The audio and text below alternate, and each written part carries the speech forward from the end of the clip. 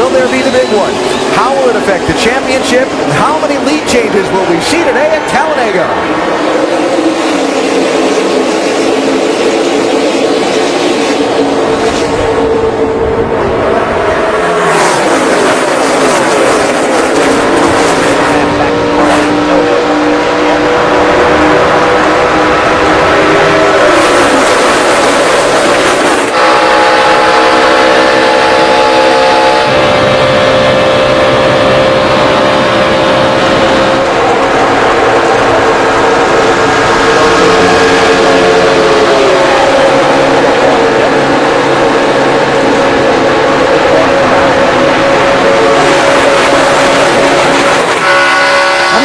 To see if this outside lane is going to work good to make passes for the lead.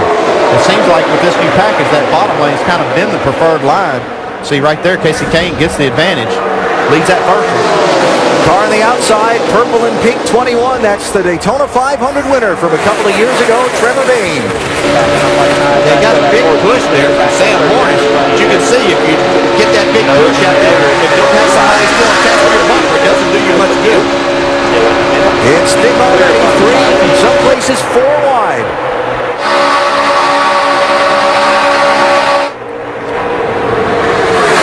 As I watched practice on Friday, we talked to all these drivers. They were anticipating big packs. There will be times that they're going to hook up in these 2 monographs and be able to push by a little bit and get themselves a little bit of breathing room. But they don't want to take the chance of running these cars hot by staying there too long.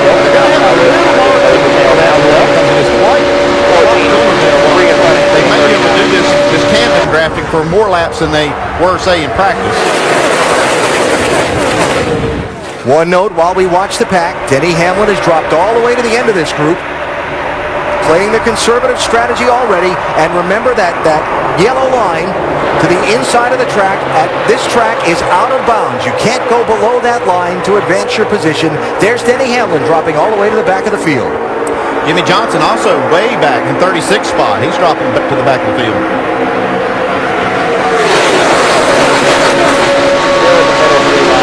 I think there's 2 places you want to be. You either want to be at the very front of this pack, or you want to drop back there to keep yourself out. You're in the middle. That's just putting yourself in more position for something to happen, especially with the chase driver. If you're back there trying to stay out of the wreck it's more likely it's going to be in front of you if you're at the back, and you're going to have to come through it. I know that the strategy is to maybe be able to come through it slower and be able to avoid the cars and debris, but you're still going to have to come through that. Well, the key is you have to give yourself enough room to make an evasive move or be able to get slowed down if that should happen. You can't just roll right in the very back of this. You have to give yourself a distance. Kahne in the 5. Got Bowyer, the 2-time defender in this race. Behind him in the 15. That's Ryan Newman in the 39.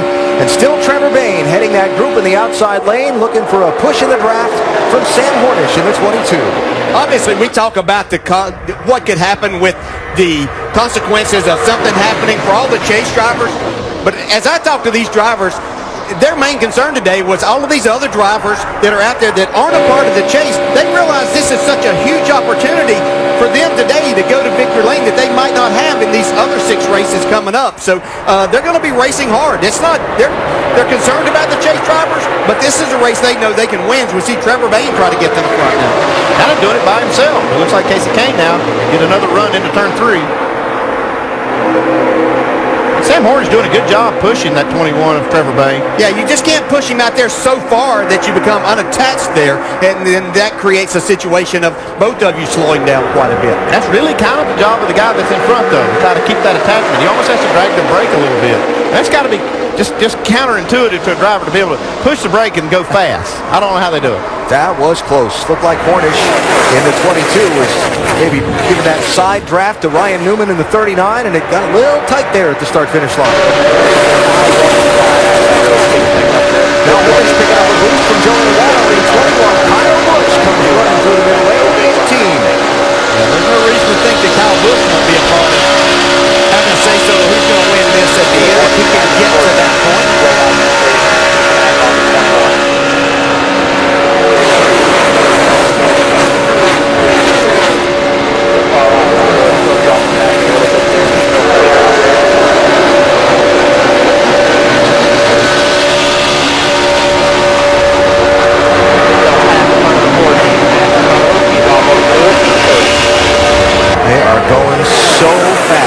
this racetrack.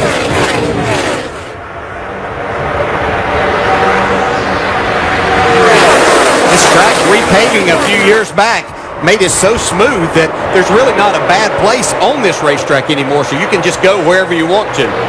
That was 2006 that this racetrack was repaved. Some of the drivers talking about it giving up a little bit of the grip that it had.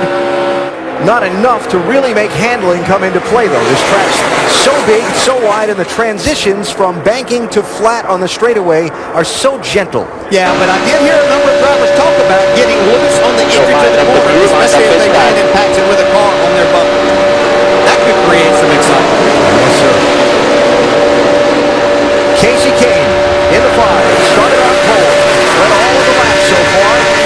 Next to it, Sonny, just kind of keeping the same distance. While he runs up front, Jimmie Johnson and Denny Hamlin have dropped to the back early on, going to play that conservative strategy at Talladega. Our telecast today presented by Goodyear. Still lined up inside.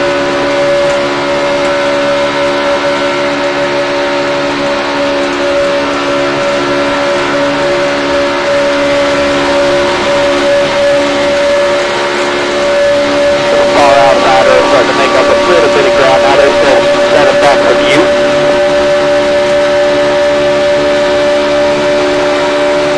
Alright, help with you, help still with you. You're going to be in the middle right here. No help on the far outside at all yet. In the middle, clear high, right inside. That's 39 for the back of that 21 here. You might push him out front here. He's to the back over there. Lined up inside.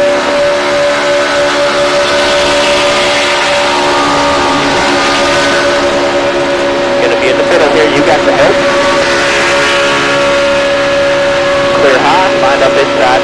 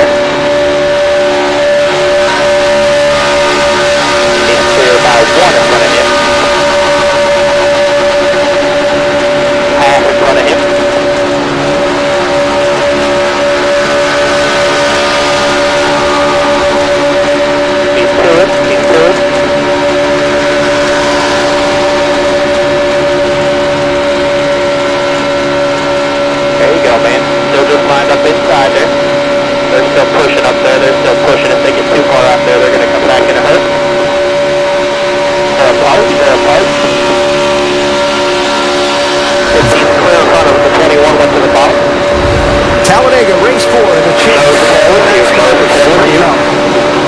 Telecast presented by Pennzoil, new leader.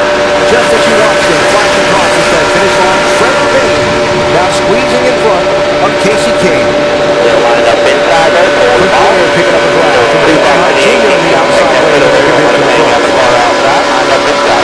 Which driver do you think will take first out of this week's top 4 qualifiers? Kasey Kahne, Ryan Newman, Clint Bowyer, or Tony Stewart? Text FAST to 34763 or go to AT&TFastestDriver.com to play. You could have a chance to win 4 Gs by playing along in today's AT&T Fastest Driver Challenge. Every week, you have a chance to make your pick and see where you stack up against the rest.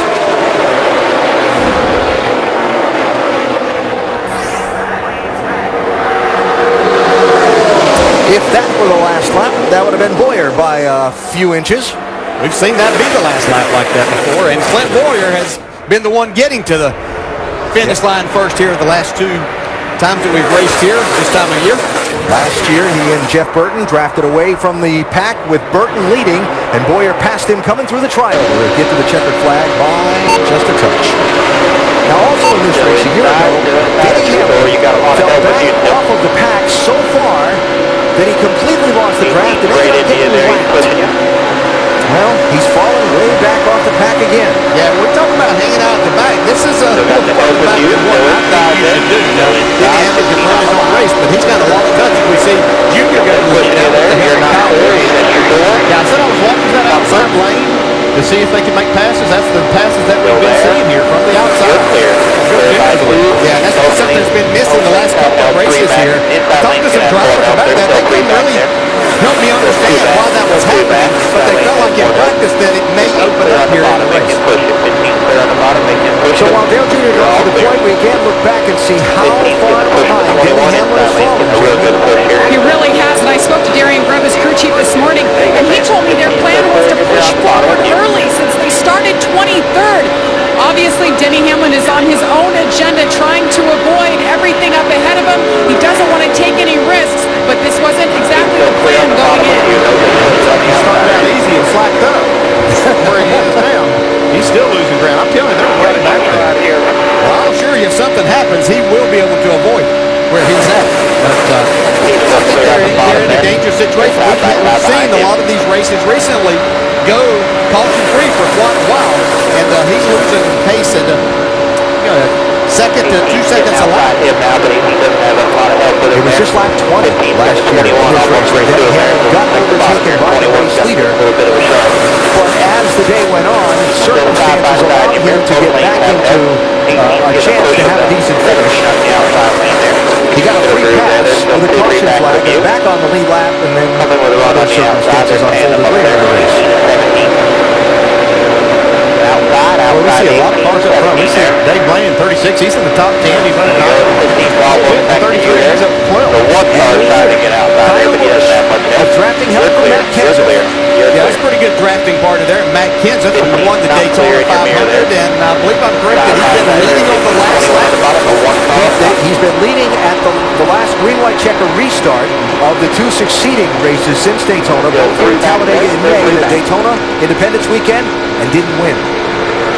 And then he and Greg Biffle in the draft moving so well together. In fact, Kenseth and Biffle have led 55% of the laps run on these restrictor plate races so far this year. Kenseth would be a good guy to hang out with here because he's going to find his way to be up front. Still have a little bit of help there. There now.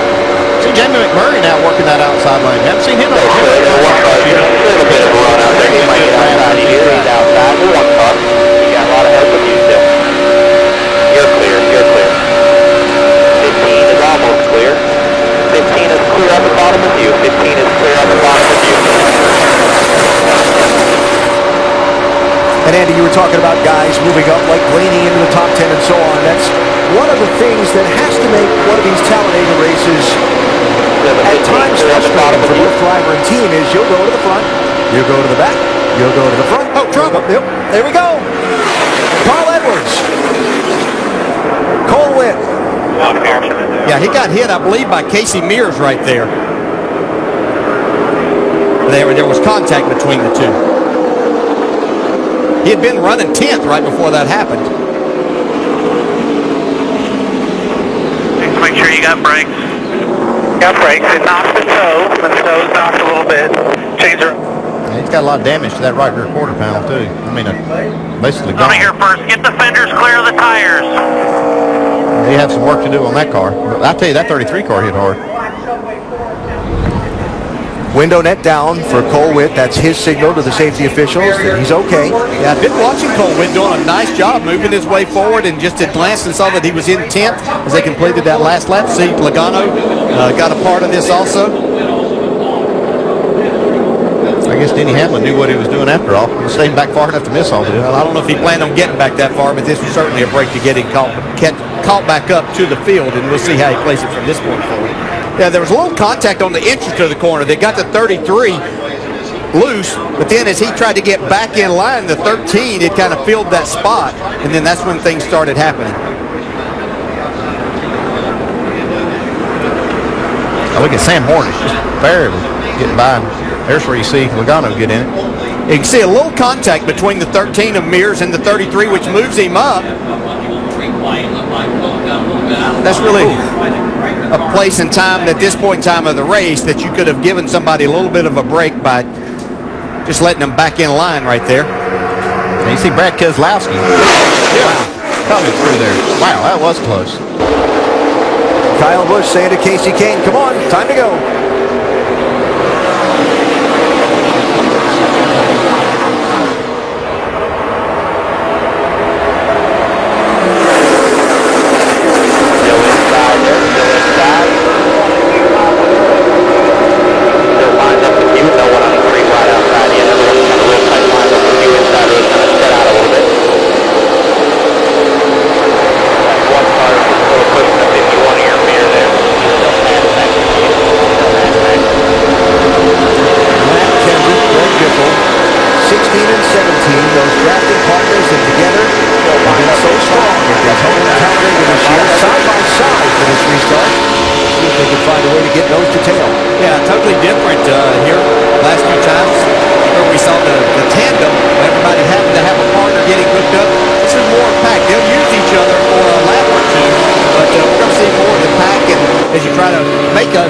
Change as far as the position going forward. You need someone to push you, but not like what we were seeing before. So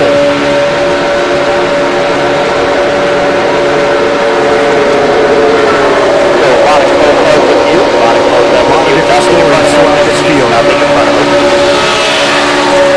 You caught a glimpse of Kurt Busch in the 51. His last ride for owner James Finch. He moves to the 78 car for Furniture Row Racing starting next week at Charlotte. Regan Smith in that 78, the 3-wide car on the top side. His last ride for that team. His future. Talked to them yesterday. He said he has some plans he expects to announce shortly. Very confident he'll be in a very competitive situation for next season. Yeah, we've seen Regan Smith be a factor in races here, so don't be surprised to see him up front whenever it comes time to win this race today. See, he's getting a nice push right now from Kevin Harvick.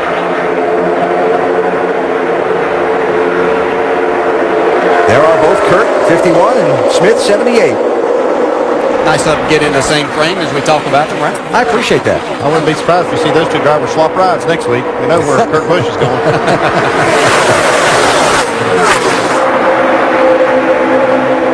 Just haven't seen that third lane up there. We've seen that second lane be able to push forward, especially after he runs a lap. Being able to see this outside lane get going yet. Of course, we haven't seen any of the, what we would consider the faster cars get up there and try to make clearing your mirror side by side behind him. Good job. So Matt Kenseth and Dale Jr. draft to the first and second positions. He's still clearing your mirror. Jamie McMurray in the 1, heading that outside lane now. Side by side the two car in the middle of that. Brad Keselowski did a great job of avoiding that accident a while ago. Heard him talk a lot this week about how he would rather race up front here. He thought that he could do better, serve his team better, and have a better opportunity of getting a good finish out of this. Yeah, didn't have a good qualifying run, and that's why he's back here trying to fight his way to the front. Being pretty methodical about it. Like you said, he made a really good move to stay out of that last wreck.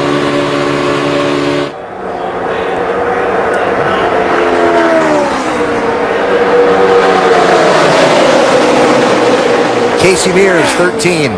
And Brad Keselowski in the 2. Championship leader who saw that wreck happen right in front of him.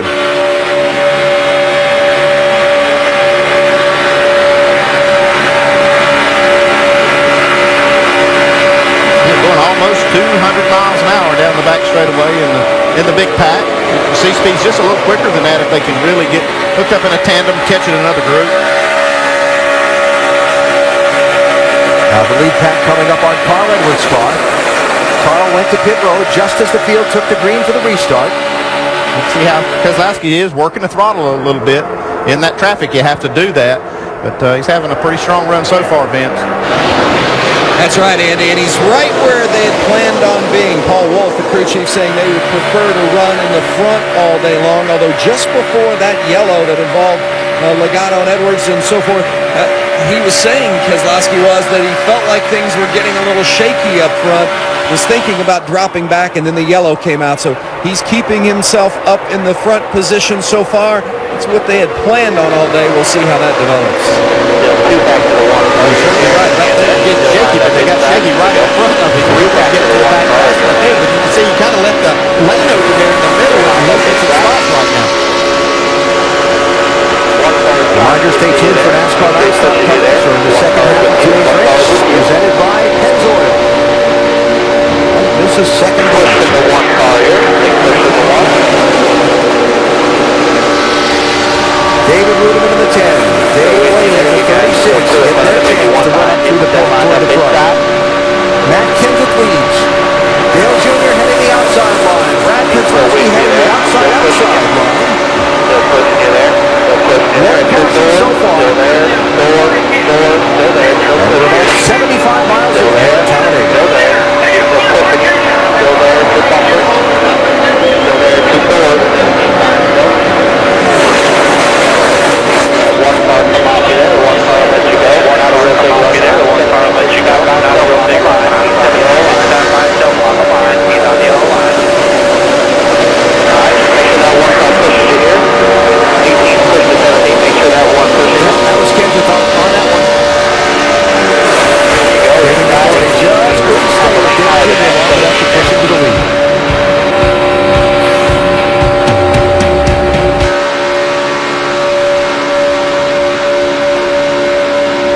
Lined up inside.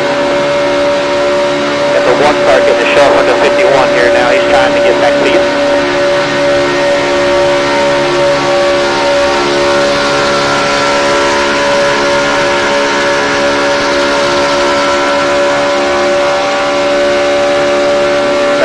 They're starting to get pretty tight in your mirror there. I'm getting a good shove here.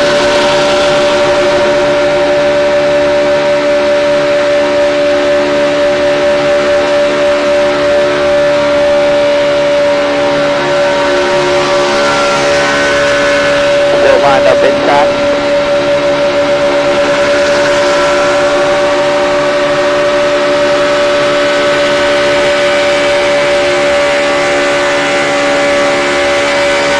Still lined up inside.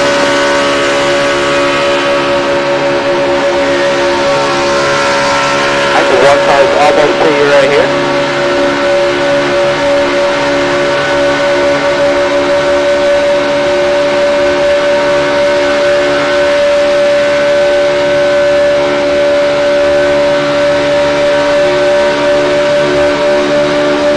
Still lined up inside.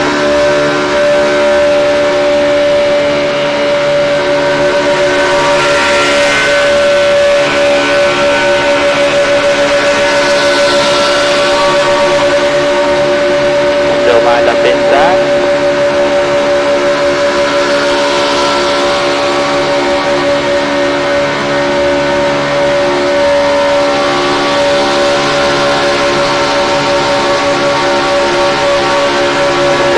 Inside. The only thing I can see, man, is you pull that 1 car so far off the corner, it takes them 3/4 of the straightaway to get back to you. Yeah. In 4.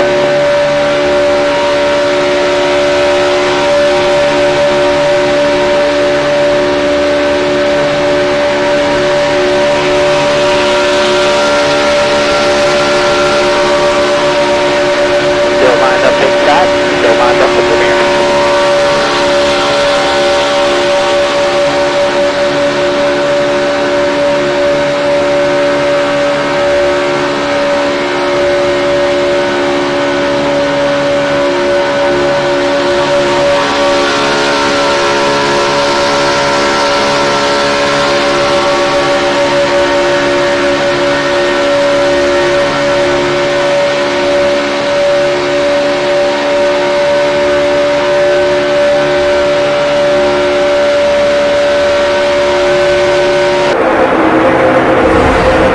NASCAR Sprint Cup Series at Talladega, presented by Pennzoil, reminding you to go to NASCAR.com for all your latest NASCAR information.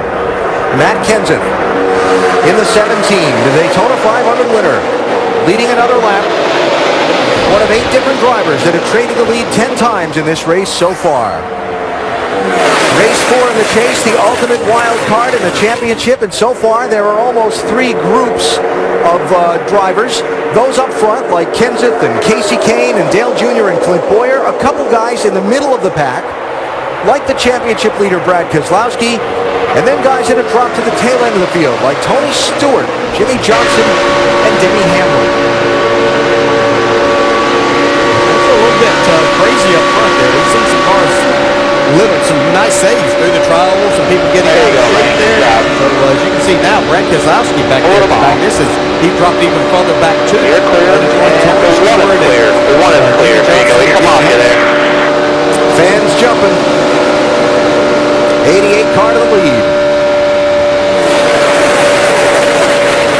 Still 3 back. Everyone's on the bottom pretty much. 3 back to the 1. 2 back to the 1. They're all on the bottom. 2 or 3 to here on the bottom. At the very tail end of this lead draft, Brad Keselowski left of the screen, and there in the center of the picture, Tony Stewart in the Mobil 1 car, Jimmie Johnson and Denny Hamlin bringing up the tail end of this lead draft. Jamie, they're in 36th and 37th. Unbelievable right now. And Denny Hamlin telling his team he has a vibration on his mirror. It's not on there solid enough. He can't see anything out of it. Good for him. Nobody's behind him yet, but he's thinking later on in the race he's going to need that mirror a lot. So he's asked his team to come up with something to help secure it so he can see out of it clearly. Right now they're all talking and discussing what they can do. They're going to clamp something to the roll bar to try to steady it. That's going to be interesting to watch on the pit stop, Alan. I guess. Yeah, that's a bad feeling as a driver because you depend on that. That's the one thing that can help you as you work your way forward and get towards the latter stage of this race is trying to know where everybody's at as much as you possibly can. So that thing vibrating a little bit can be very aggravating to the driver. Of course, the other tool helping the driver figure out what is around him on the racetrack, especially with all the safety equipment making it difficult to see, is the spotter. Each car mandated by NASCAR to have a spotter, at least one. Here at Talladega, they usually use 2, but one that's stationed up on top of the control tower. And the spotter's platform in the center of the racetrack, it's toward pit exit, and they're in constant radio communication with their driver to let him know what's going on around him. It's Dale Earnhardt Jr.'s team. 18 and 5. All with you at the bottom. 18 and 5. All with you and all 3 clear. all 3 clear. Or all 3 clear with you. See how they have to use those binoculars because it's so far away over to the back straightaway. See, now I'm probably going over here to talk to maybe one of the other spotters. Try to get together, make a deal. Jamie McMurray's spotter there.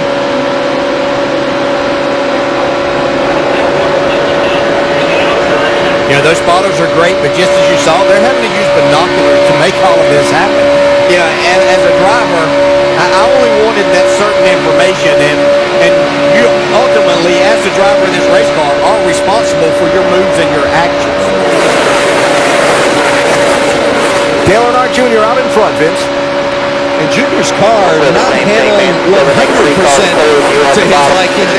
They made a wedge adjustment on that first pit stop to try to get him a little bit more comfortable, especially when he's out front. You know, it feels a lot different when you're back in the middle of the pack. Junior spent much of this race in the front section, and right now he's on the point trying to get a handle on it a little bit smoother. Jerry?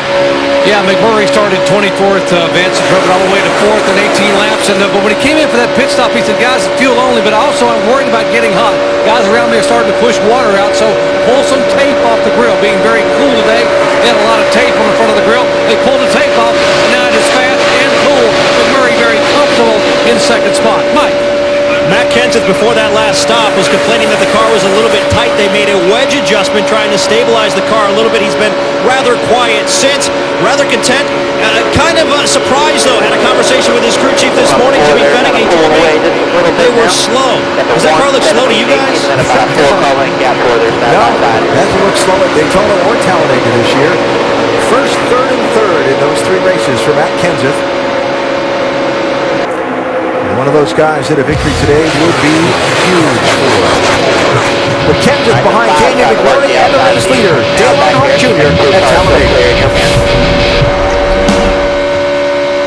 Next 3 cars are still clear. The 5 just up to the outside lane. He's trying to lead it there. Next 3 cars still clear with you.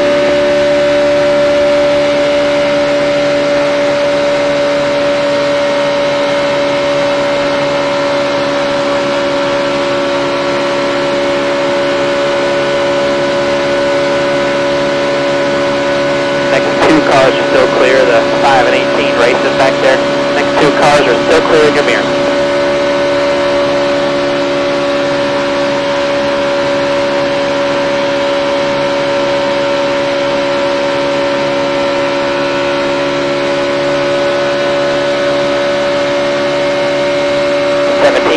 Outside there, so the one's still clear in your mirror. 17 and 18 trying to work the outside. Now they're tandem up there. You got two tandems working here. They're trying to block each other. One car's still clear, coming with a run on the outside of him. They are not outside him yet. They're not outside him yet. He is still clear. 17 and 18 trying to tandem on the outside there, but it's taking a long time to get going. He's still clear on the bottom. So is the 15 now on the bottom with you. Single file with you. They're not coming with a run yet out there. The one is still clear. The one is still clear. You got a tandem on the bottom and a tandem on the top there. That 17 and 18 is going to have to come apart here pretty soon. They're starting to build some momentum up there, but the one car is still clear by two in your mirror. They came apart there. They came apart. One is still clear in your mirror.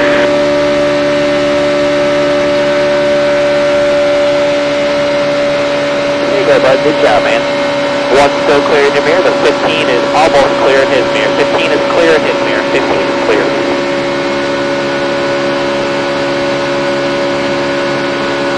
17 got back in line. He's getting the push to 16 now. They're going to tandem on the outside. About 4 back. 3 back. Still 2 back. One. They're outside the one car now. 2 back off of you. 2 back off of you in the second groove there. You're kind of pulling them a little bit right here. Still 2 back. 2 back, 1 back, they're looking outside there, the 17 and 16 tandem.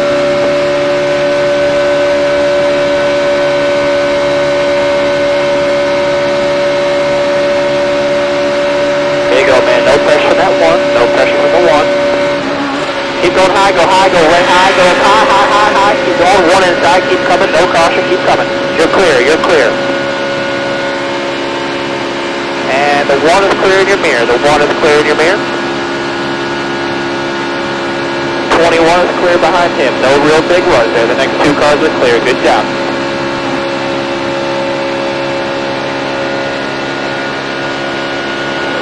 BCS Countdown is on ESPN and ESPNU tonight. As we welcome you back to the Talladega Super Speedway. Picked up with you on the bottom now.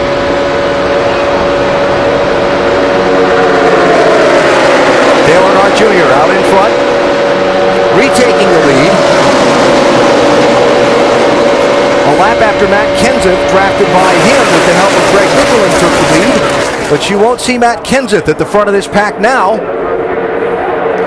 because shortly after taking the lead, disaster nearly happened. He was getting pushed by Greg Biffle, his teammate, but Biffle got a little bit to the inside, and as Kenseth tried to turn down, got extremely loose. I couldn't tell from there if there was contact or if it was just a matter of turning his car down. Yeah, no matter what started it, well, look at this. Yeah, there was a little bit of pushing right there. But look at the save. That's incredible. That's amazing. Look at that's on the flat of the racetrack at 200 miles an hour. Unbelievable. And all these people said it's the safest at the front. Well, there's your leader almost taking everybody out. I think I was one that said that. There you go, man. No pressure on that one. No pressure on the one. Look at that. Keep going high, go high, go way high, go high. Keep going, one inside, keep coming. No caution, keep coming. You're clear. So first to 31st for Matt Kenseth, just like that, but not wrecked. Still in the race. Yeah. And I think he fell back there to catch his breath. Yeah. And start making his way forward. We'll see, what strategy does he employ now that he lost all of that track position? Is he going to try to drive his way back up through there? And I think that's what Matt Kenseth will do. He'll try to find another good drafting partner and make his way back to the front. Should I try this again? BCS Countdown on ESPN and ESPNU tonight. The day after the dust has settled, and there was a lot of dust on Saturday. Our analysts break down the key victories and defeats that took place on the college football gridiron and their impact on the standings. And a look at the key matchups for next week. BCS Countdown at 8:30, then at 9, presented by Discover Card, tonight on ESPN and ESPNU. Kind of like this race today. There were some incredible college football games yesterday.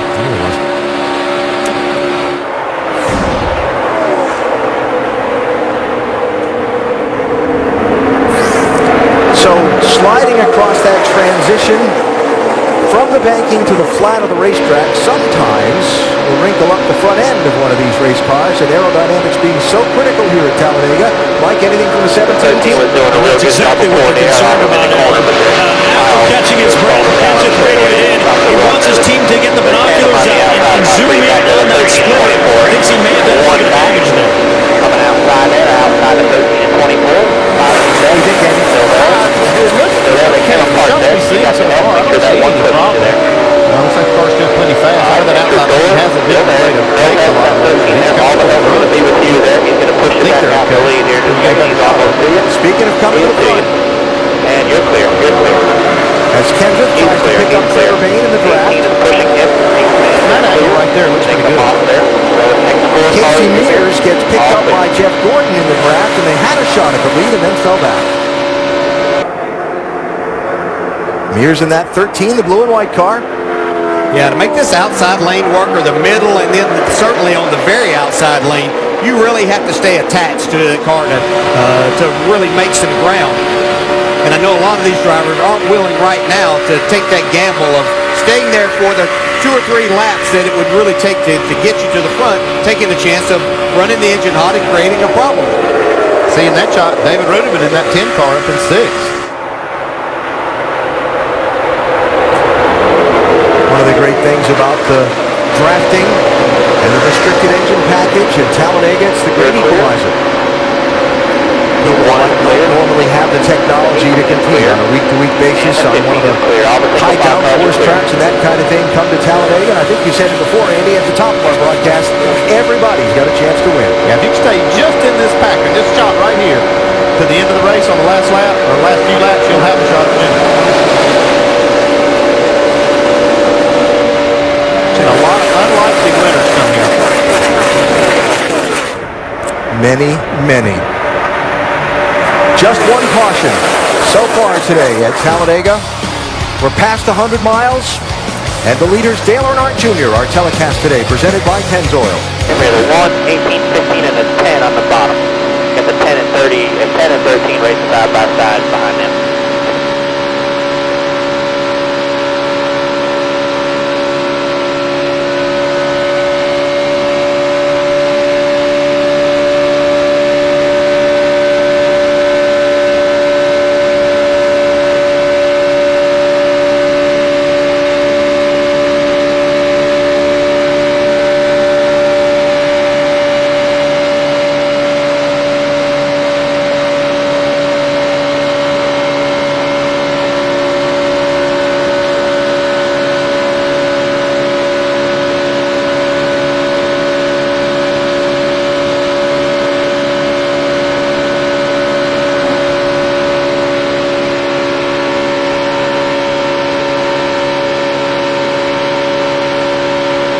The next 3 clear in your mirror.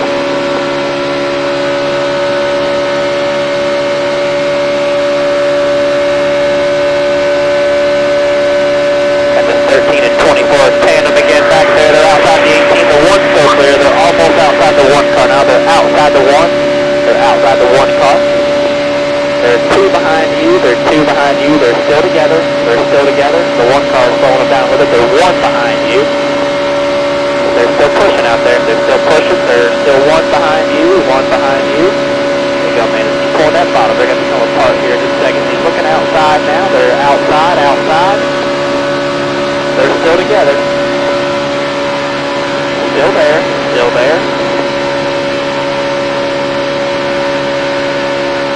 those 2 outside there. Make this one super healthy still. And the 10's looking outside there. They're not paying them there though, just single file. Outside. Lined up outside.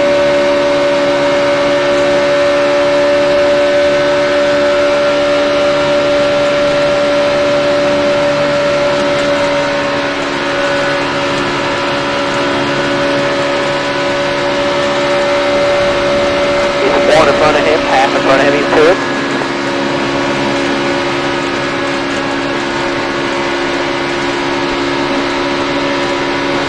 Still outside there, outside. And you're clear. You're clear. There is the race for the lead at Talladega. Dale Earnhardt Jr. shuffled back. Kasey pushed to the front by Jeff Gordon. Now Jeff Gordon, 31, pushed to the front by his Childress Racing teammate Kevin Harvick. How long will they be there? Kurt Busch on the outside with a draft from Dale Earnhardt Jr. Burton led that lap. Boy, look at Kurt Busch got a lot of momentum now with that push from Junior. See Jeff Burton get extremely loose right there. Now Harvick closes up on his back bumper. Yeah, that ought to tighten him up. It might not tighten him up. It's going to make him go fast here for a minute. Look at him go. Everybody started getting a little antsy. You can see he pushed Burton out there. Harvick did the smart thing there, knowing that he had gotten Burton out there too far. He wasn't going to have anything except being set there by himself. He pulled down to the inside lane to get some help.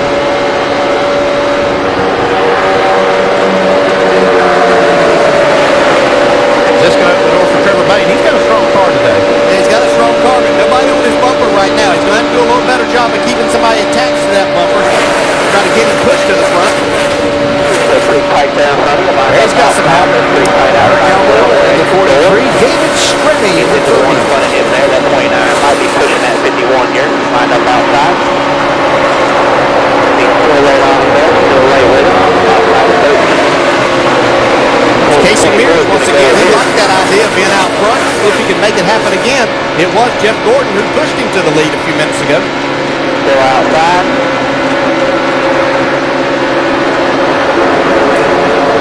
We are just past a quarter distance in this race. Only the one caution flag so far. Coming up on another round of green flag pit stops soon. There's Trevor Bayne to the lead in the 21. That's a little tricky when they take that lead from the outside and move down and try to get back to the bottom. That's where we saw Kenseth and Biddle get clear about one in front of him.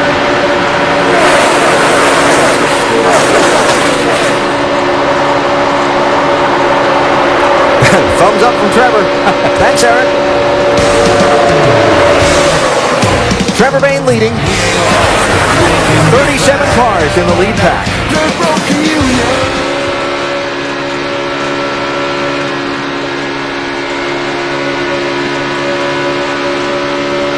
Still lined up outside. We're about 5 or 6 away there, so we're pretty decent position there.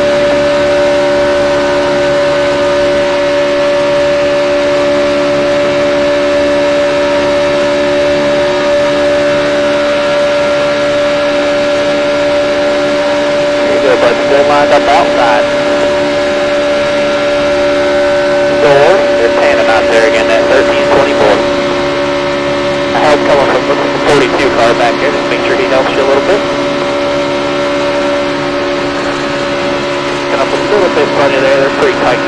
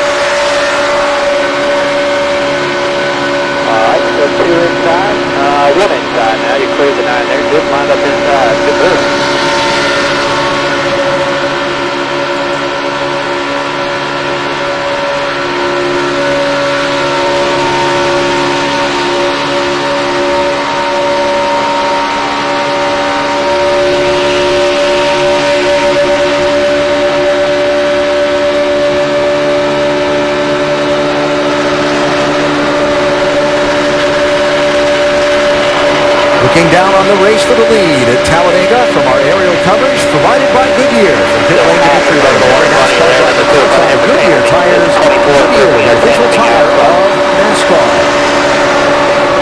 There you go, man. The Goodyear's under Kasey Mears' machine, carrying him back to the lead as he gets pushed again by Jeff Gordon up to the front of the pack. Kasey Mears got a good graphic partner there. I wonder if he'll look at returning the favor later on in the day. I know Jeff's hoping he will. Is it Doc called him earlier hidden helpers?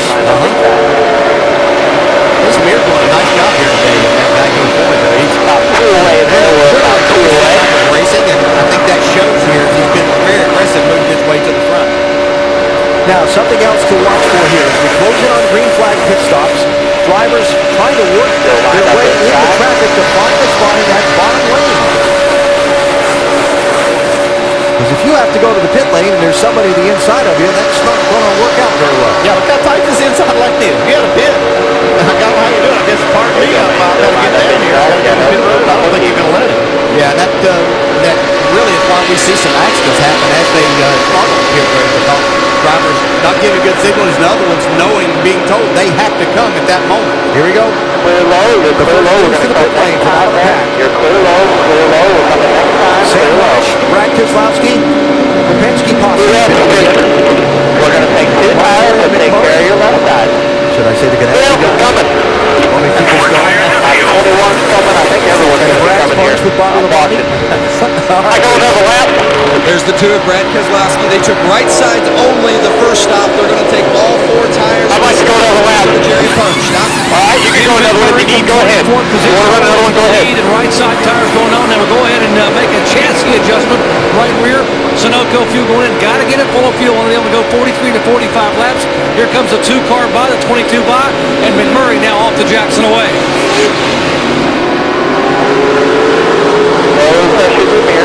And a big pack turning left to the pit lane. All right, this time it's going to be two tires, buddy. So take care of your left. Coming to me, please. Right. And Matt Kenseth, they're going to try to fix that car up. It hasn't been handling the same since the incident where he hit the apron. They're going to make a chassis adjustment. Also on the first stop, he took no tires. This time around, he'll take 4. Meanwhile, down pit road, Kyle Busch also making his pit stop.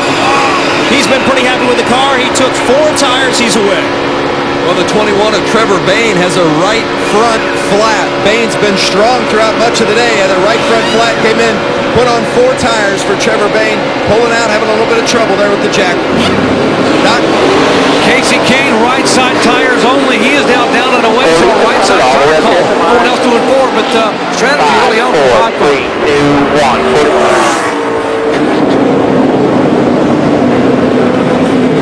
More cars to the pit lane, including Denny Hamlin. What are you going to leave on me? And Leave Jimmie on Johnson. me. 5, 4, 3, 2, Stewart also. 1. Leave on me. Not Jack. Leave on And Denny me. Hamlin is in. They took 4 tires last time. Remember, he's having trouble with that mirror. He wasn't able to see out of it, vibrating so much. They're not going to try to fix it this time. Not enough time under green flag conditions. They go Go, around go, go, 4 go, go, go, go, go, go. You're outside the 48 You coming. see the 88 He's outside you now. They Outside made a chassis 48. adjustment, took right side Clear. You're tires clear. only. 4600. You're clear. You're clear. Right side You're clear. tires only for Gordon. He tries to go up. Here comes the 88 by on the outside. Hitting with Mears. Both deciding to take right side tires. And now Gordon trying to stay with Kasey Mears, his drafting partner. Fucking A. Kyle Busch, Trevor Bayne. 2 fast entering pit lane. Go to 1 now. Green We're flag good. stops. They both owe NASCAR a pass-through penalty. Just a minute this time here. Dale Earnhardt Jr., too fast exiting the pit lane. He'll have to come back.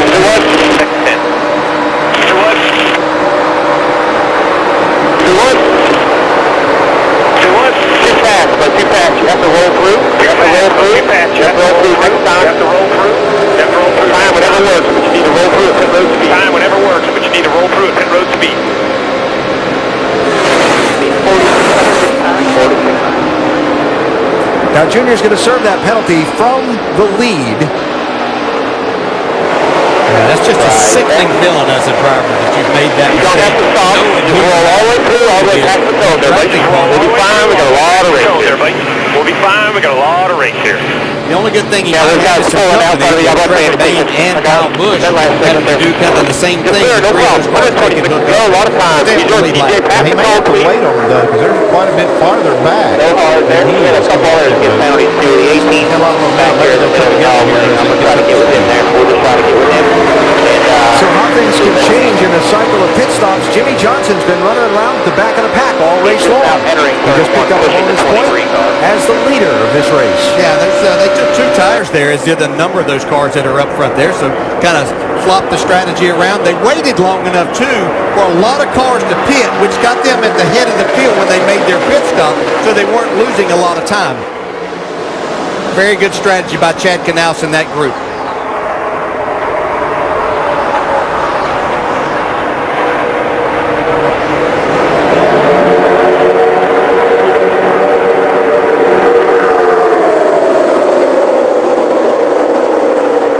Marcos Ambrose in the 9, heading up that outside line of cars.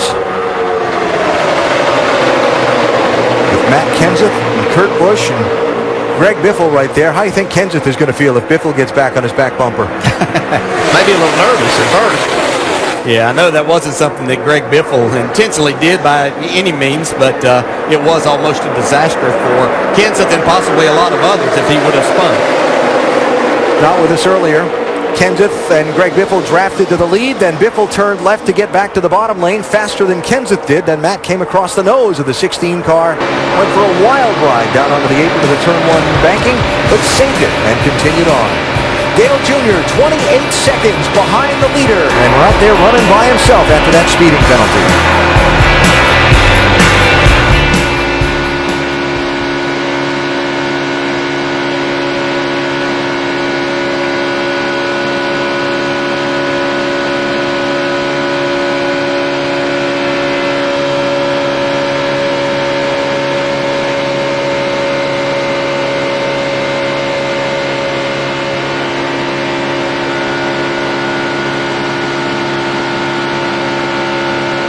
Still about the same distance, man. Just keep doing what you're doing.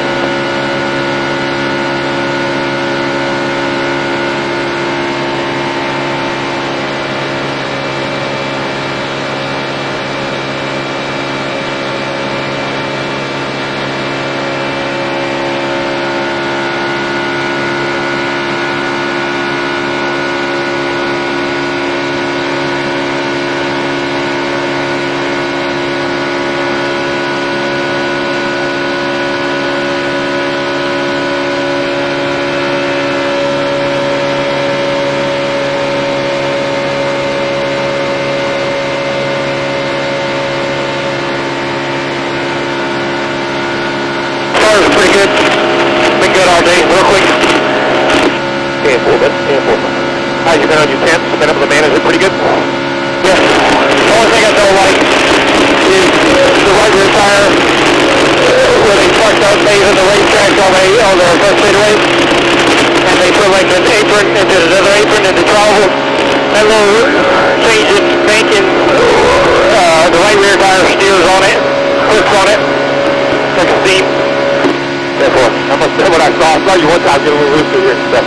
Simple, but yeah, I think we just gotta get those straight. Not those rear ends. Just doesn't seem to matter. Simple, but simple.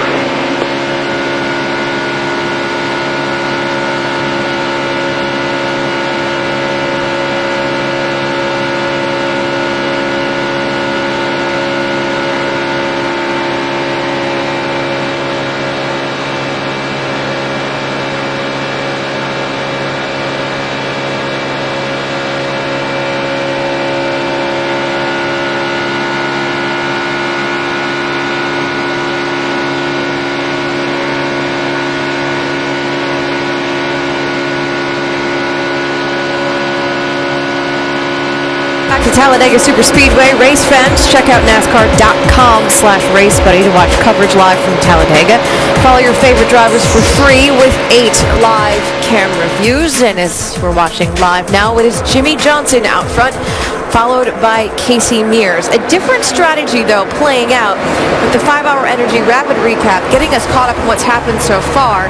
Jimmie Johnson, early on with Denny Hamlin, went to the back. Yeah, he said, I'm going to stay out of this wreck. I'm going to get to the back. I'm going to stay in the back for a while, hang out with Denny back here, just try to avoid all the stuff that might happen early. Meanwhile, the other Hendrick teammates, Dale Earnhardt Jr., went straight to the front. Yeah, they did. They're absolutely flying, making their way towards the front. We thought those Hendrick cars would be strong as we go throughout the day, and they're starting to flex their muscle. Not always safe out there, though. No, a little miscommunication between teammates there. A touch on the bumper, and what a save by Matt Kenseth. The middle, not where you want to be. Trouble earlier for Carl Edwards and Cole Witt. Oh, yeah, tough deal for Carl Edwards and Cole Witt. Edwards gets a car really tore up. Cole Witt is basically out of this thing. Just a miscue right there and a big wreck between those two drivers. As you saw on the right side of the screen, nothing has changed. Jimmie Johnson is still out front. Why the change in strategy? I really don't know why they're doing this. Jimmie Johnson is elected to start in the back and stay in the back.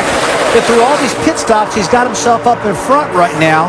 And he's got Jeff Gordon there, Kasey Mears, Kasey Kahne. Ray, it looks like some of the Gordon teammates are trying to hook up right now. Yeah, it looked like in the beginning that the 48 and the 11 car of Denny Hamlin, along with the 2-car Brad Keselowski, decided to go in the back and kind of race together. And then Jimmie got an opportunity to get with his teammates out front. The thing I'm impressed with most is how he did this on the green flag stop. Get in the back, he's up there leading the race, and he's got his teammates around him. The 11, Denny Hamlin, still choosing to stay in the back, though. I'll tell you, this could create problems for Denny. He got lapped last year doing this. I'm not a big fan of hanging out in the back by yourself all the time. So this is what Denny wants to do right now. It's not something I would do.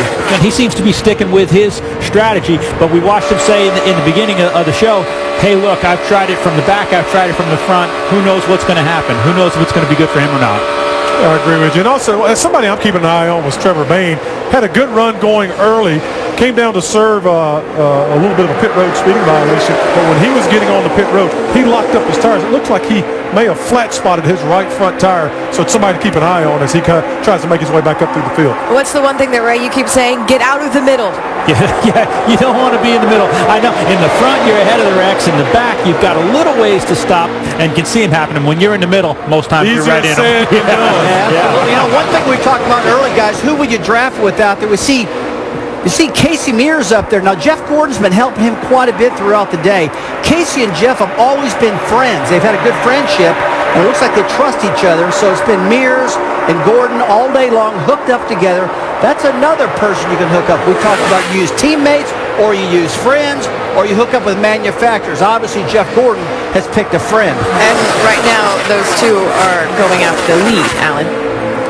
And Nicole, Jeff Gordon, Jimmie Johnson, side by side for the #1 spot in a pair of Chevrolets. Enter now for a chance to win a Jimmie Johnson personalized 2013 Camaro ZL1 plus a Daytona 500 race weekend for 2. Visit wincamarozl1.com now to enter. Matt Kenseth pushing Jeff Gordon. Yeah, trying to get to the lead. Jimmie Johnson. They were discussing Jimmie Johnson, his strategies. I think Chad Canals had this in his mind to take those 2 tires. They waited till everybody had pitted, got themselves up there near the top 5. That allowed them to get out front. I think we will see him go to the back, though, once he starts getting past him. Well, one thing he had the advantage of, he was one of the last cars to pit through the cycle, and Chad was able to watch what other cars did and probably saw an opportunity to take this, and it's a great strategy, like you said, and if he could stay up front, he'd probably do that, but we'll see what he does now that he's lost the lead. The lead has been lost by Jimmie Johnson to Jeff Gordon, Doc. Exactly. Jeff has a good race card, wanted to stay up front but not necessarily show his hand, but also knows, Alan, he needed to get up there when he had a shot and lead that valuable lap to get the bonus point. That was the first lap he had led today. He needed to be up there. Now he can stay up front and not have to push his luck here at Talladega. 3 Hendrick Motorsports cars in the top 5 positions. Kasey Kahne there in the black and white 5 running on Jeff Gordon's back bumper. Jimmie Johnson there in that inside lane in the Lowe's 48. And Brad Daugherty already stuck a fork in Jeff Gordon. Look at him there, 5th as they run in points.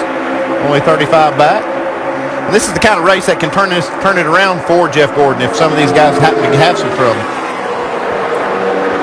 And of course the big question is, if we have the big one, who's in it? Who gets through it? Jeff Gordon knows if he makes it through the big one and has a good finish today, and some of those other guys at the front of the championship standings don't finish well, he could be back in it.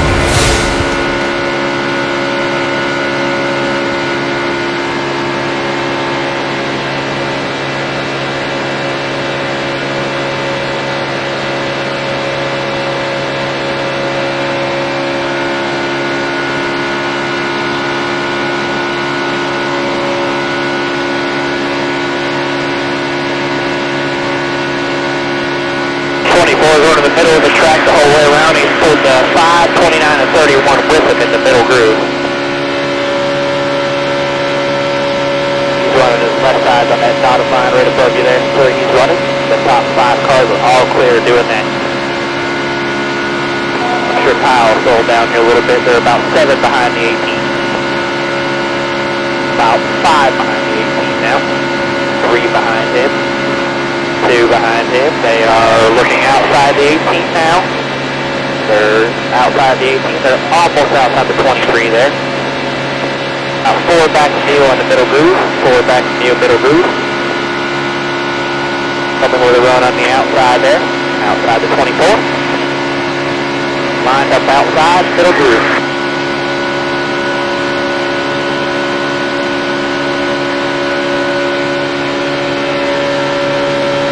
Still lined up outside there. Gonna have 2 outside here off the corner. 2 outside, so 23 and 18 trying to work the bottom back there behind you. 2 outside, 2 outside. 2 outside. 2 outside still. 2 outside. Be clear to the middle right there. Clear to the middle, clear high, clear high. 32, 2 back on the outside.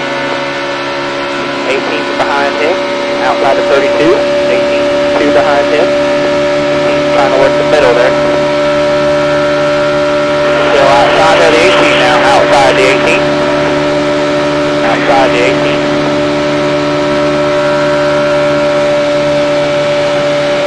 2 outside, 2 outside. We're waiting for 21 and 18 for the monkey dog.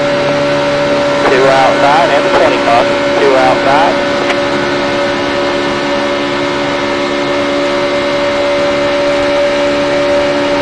2 outside, 2 outside.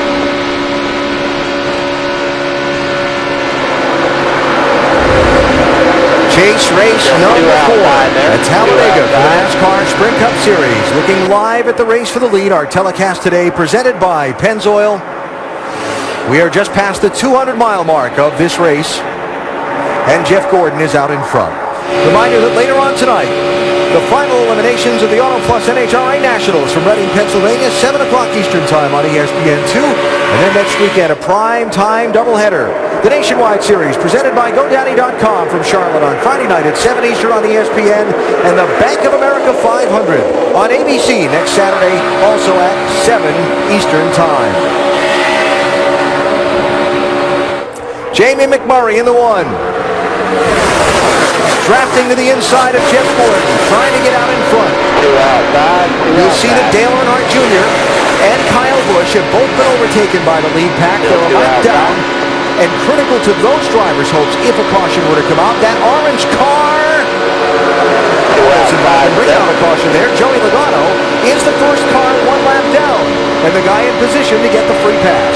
Yeah, he's getting ready to be on the tail end of the lead lap. If he can make this pass. Logano with damage from that first caution. That accident got hit in the right side, right front fender. They repaired that. It looks like that car's fast. They just need a break. 1 outside, 78. We've seen that here lately at Talladega. Place where aerodynamics seem to be so important, but guys with torn-up race cars jump back in the draft, and they're competitive. Yeah, we'll have to see if he's able to get out front here. Can he stay there with that damaged race car? I always found it difficult. If you had some damage, you could make your way in the middle and getting some help, but what happens when you get out front and that aero package isn't as good as what you started with?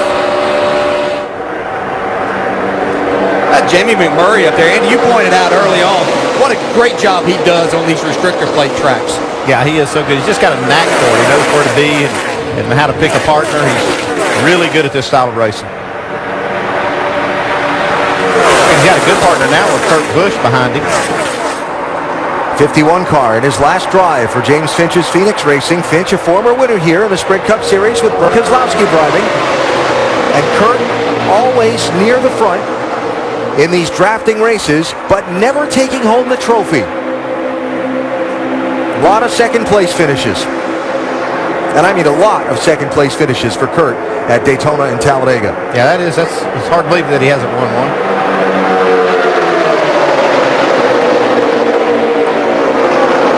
Kasey Mears in that 13, been up front a lot in this last 100 miles of the race. There's your championship leader, Brad Keselowski, in the 2, in the thick of this pack. See Gordon and Kasey Kahne trying to make that third lane work. We haven't really seen anybody go to the front, but these two are hooked up right now. I'm not sure how long they can stay like this, but they're going to the lead. At 5, pushing some water there, starting to overheat. It's getting just about to that time. I'm not sure that the 5 is clear of the 1 so they can get down. Now he's got to get out and breathe. Well, this is going to leave Jeff Gordon hanging out, though.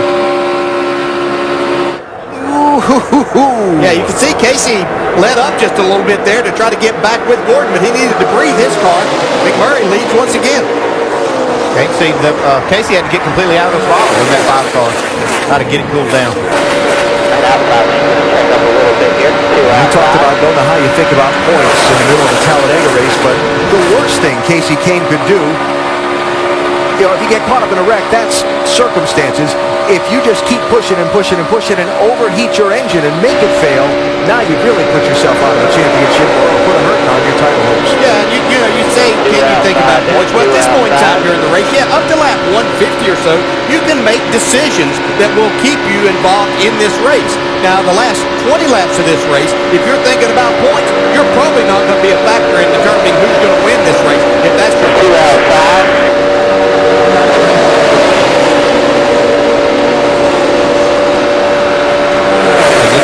Still doing a great job keeping that car up front. I think probably his biggest cheerleader is going to be Trevor Bain, who's in that, would be the person in the lucky dog position if the caution would come out with Logano just in front of the leader.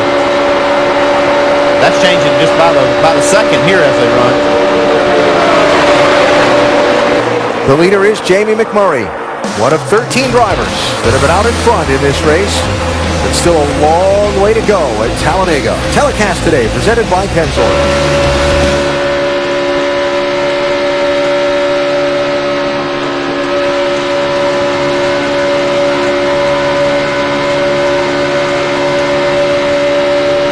So just 1 outside the 43.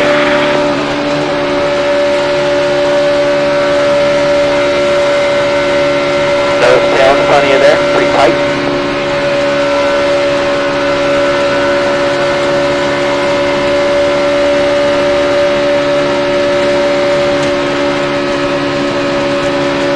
Lined up outside.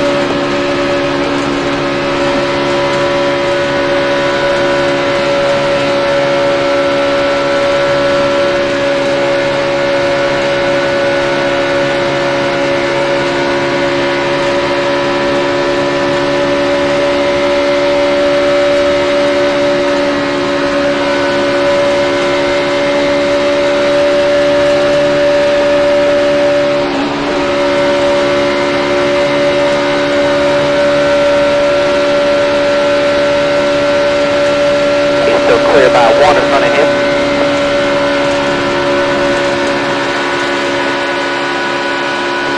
Still lined up outside.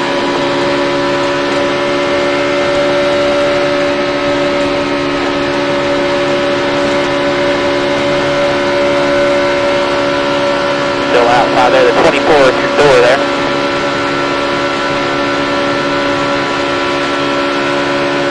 Got a gap behind him to the 5 if you want it behind that 24. There you go. Might be able to tandem with one of these two. You got a teammate in front of you, behind you there. We might be able to get up front there.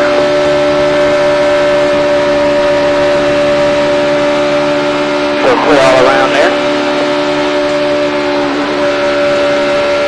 He's going to be in the middle here. So clear low if you want it. He's going to be in the middle here. In the middle. In the middle. In the middle. So rolling in front of you a little bit there, 24 is not quite cooking. 2 is now. Clear high. 1 inside, 1 inside.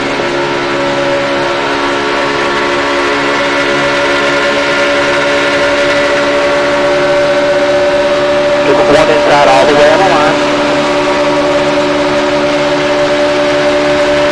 It'll be 2 inside if you get outside that 21 there.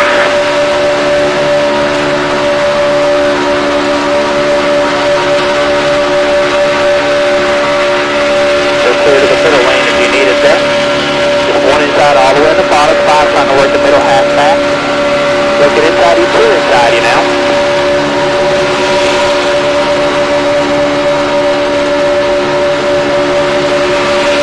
Inside, yep.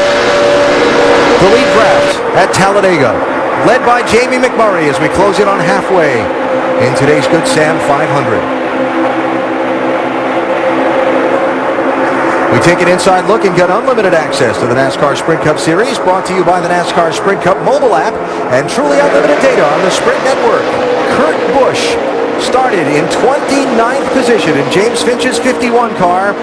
He's running second. Biggest mover in the race so far. Get unlimited access to NASCAR with live in-car audio and real-time stats on the NASCAR Sprint Cup mobile app. Only from Sprint. Get the app and Sprint's truly unlimited data plan at sprint.com/speed.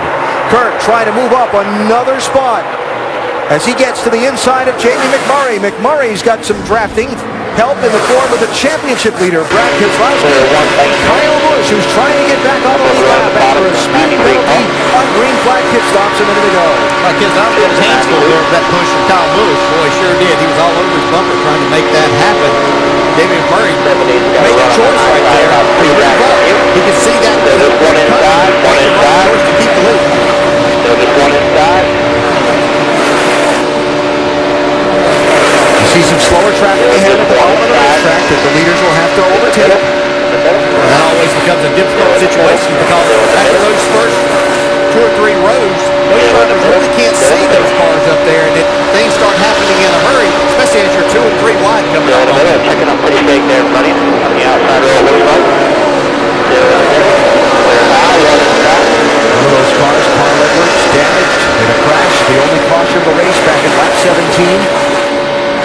He, Cole Witt, Joey Logano with retiring from the race. The other 2 have continued. Kurt Busch able to go to the lead now with the help of Matt Kenseth there. Still in the middle. He's ready to put a bunch of slower cars ahead here. They're going to be all the way on the line up here. They're still about 15 in front of you. Clear high, 1 inside. Last cars are still about 10 in front of you, all the way on the line. Still just 1 inside the back, still on the high side of you.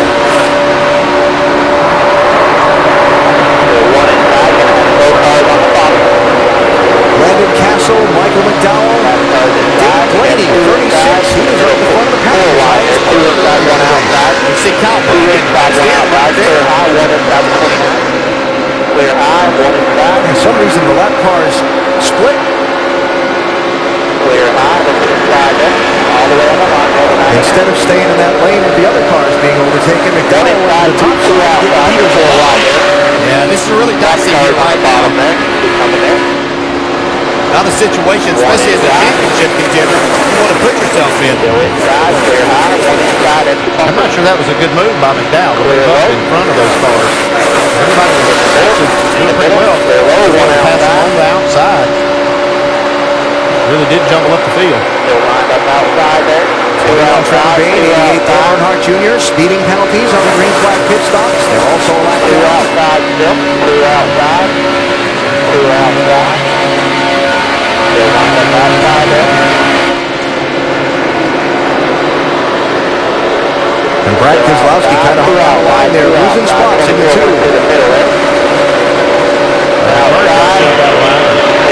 Down below the yellow line. Now, he can do that if he does not advance his position. He was momentarily completely below that. Well, I watched Kyle Busch there, and then watching him, he got boxed in, and now he's made his way back towards the front of this pack. You can see right there where McMurray got shoved down to the bottom. I think you'll see no call on that.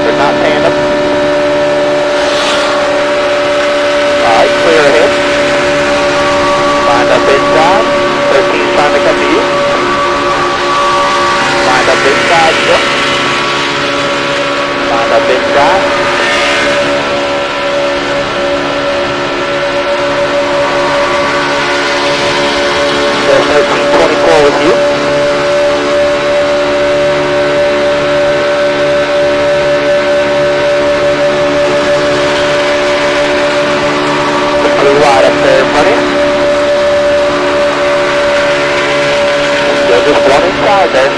All the help in the middle there. Clear high, one inside. He's into that 20 in front of him now. He's pushing him. Lined up inside.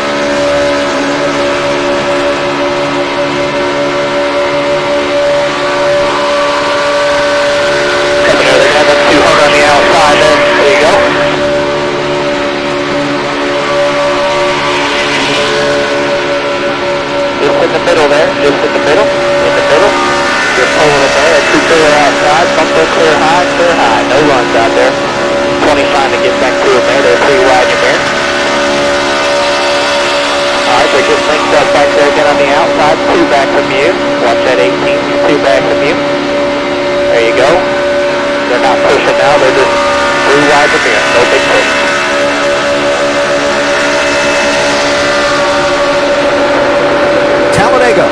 From our aerial coverage today, provided by Goodyear, from pit lane to victory lane, every NASCAR driver counts on Goodyear tires. Goodyear, the official tire of NASCAR. Kurt Busch back to the lead as we check and see how our drivers are doing in AT&T's fastest driver challenge of the top 4 qualifiers. Kasey closest to the front, running in 5th position.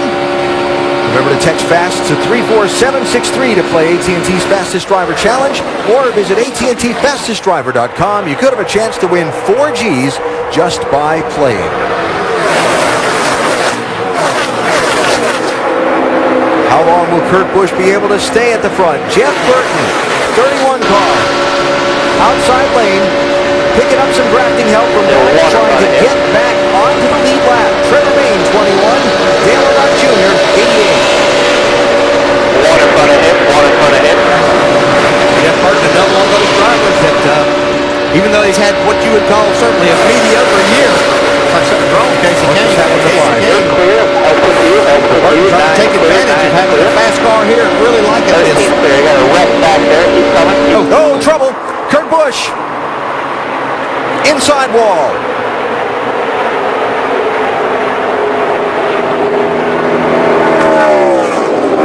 Somehow again. I'm out of fuel. I'm out of fuel and I got wrecked, guys. Why am I out of gas? Show 5 more laps down here. I wonder if that's what's wrong with Kasey Kahne. Have to wonder. Yeah. We saw him just drop straight to the bottom going into turn 1, and then this happened with Kurt Busch. Yeah, what a shame. Kurt Busch was leading, wasn't he? Great job driving this race car. But you run out of fuel in front of the pack. Yep. Now, he wasn't leading it when it happened, but... Oh, yeah. There's sitting duck right there. And it looked like by that shot, unless something happened, that Trevor Bayne was going to be the recipient of the free pass. He was. God, what a shame.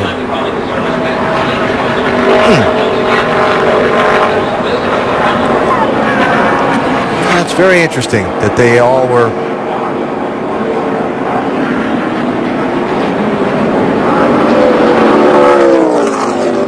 What was that? Stop, Kurt. They want you to stop right now. They want you to I think that was some of the safety equipment that hear they it. He's put got up his, there. yeah, They want you to stop. Got his helmet off. He's not hearing them. Yeah. It's mandatory if you They want you to crash. stop, Kurt. Free pass Trevor Bayne, caution out because Kurt Busch's car, who had just been leading the lap before, hiccuped out of fuel when he got bumped from behind and turned into the inside wall. The safety workers were there to attend to him when he got the car refired and drove away with both his the bag of the safety workers' equipment on top of the roof of the car. NASCAR has told the 51 team that they are done for the day. And that car will be put on the trailer. Time to go NASCAR Nonstop, presented by Pennzoil. Kurt Busch Busch treated and released from the infield medical center. Follow up on that shortly. The shuffle off the pit lane. Marcos Ambrose in the 9 has chosen the outside lane as the race leader. Kasey Mears 13 to his inside. Here we go.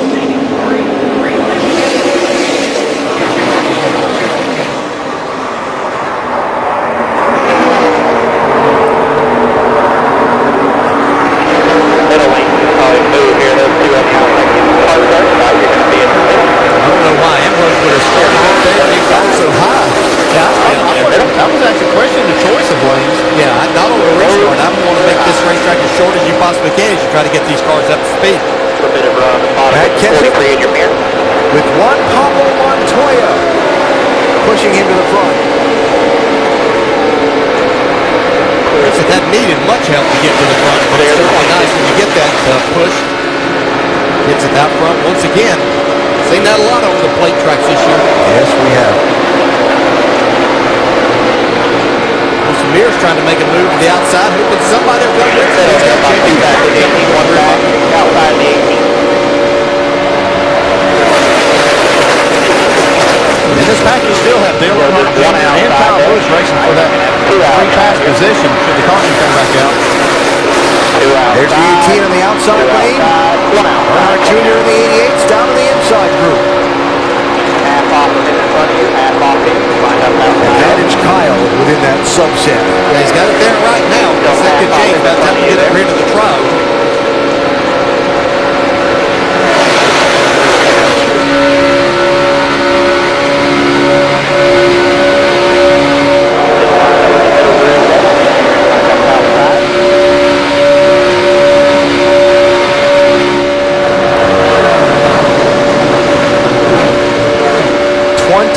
Cars on the lead lap. Within this pack, several not on the lead lap, trying to get back into that first car lap down spot. There's still a lot of racing to go. Yeah, there's still a lot of give and take going right now. We still have 83 laps left. Things got kind of dicey at a time. Everybody being pretty polite at this point in time. That'll change as these wind down. Lots less gear. 21 and 9 lined up outside. Absolutely. Kyle Busch trying to get back on the lead lap the hard way. Go outside the 9, the 10 behind him. There's no hole here yet. No, we've said it before, but really solid drive by Kasey Mears in this 13 today. He and his team have been up front a lot. They're lined up outside. They put a lot of effort into this, these plate tracks, and they know that this is their opportunity. So they've got sponsorship. They can get here and run all day long. Kasey enjoys this type of racing. See, now trying to go to the outside of Kyle Busch. I'm not sure he's going to get any help in making that move. One outside the 9. He'll find his way back to the front. Far outside here, so did Harvick just push him on the way to get the Kyle Busch and draft, or was it just enough contact there that kind of chased Kasey off the track? I think sometimes you get a false sense of security there, so to speak, that you've got somebody giving you a big push. You feel that extra surge of RPM. You think that you can make a run there, and then that driver has just kind of moved you out of the way. You don't get the help you were expecting.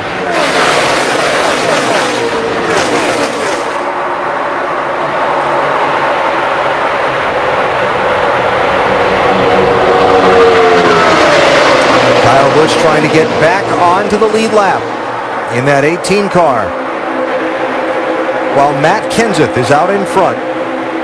It was early in the race. Lap 41, Matt Kenseth pushed to the lead by his teammate Greg Biffle. Biffle thought they were going to go to the bottom lane, and they got crossed up. That might be the save of the year right there for Matt Kenseth. He went from the lead to 31st. Now he's back to the lead. 80 laps to go. As we go, NASCAR one stop presented by Pennzoil.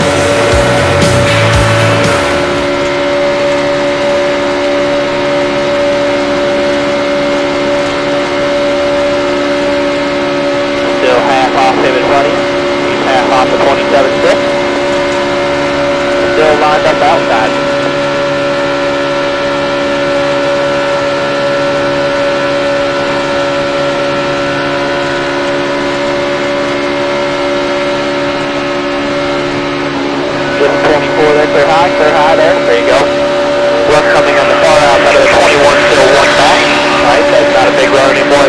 Just one inside there.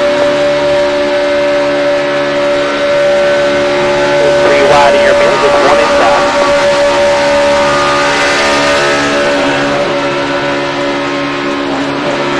Looking outside there, 21 car. Clear high. Half off in front of you, half off in Stewart, King Stewart. Line up inside, 21 coming to running the outside by himself. Be in the middle right here. In the middle, 21's outside on the tight. By himself there, by himself. This 21 looking outside there, so line up inside. He's back in with you now. He's back in with you.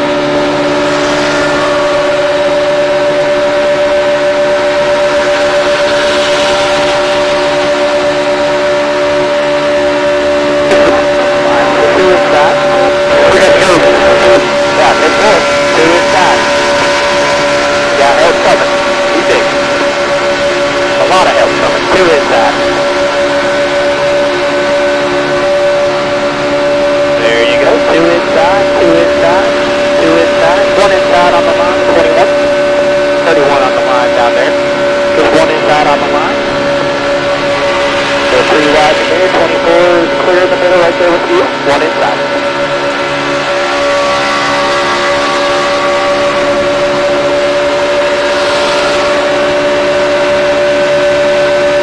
There you go, bud. Got help coming there. The 24, 21 are coming to you. 2 inside, still got 9's in the middle by himself.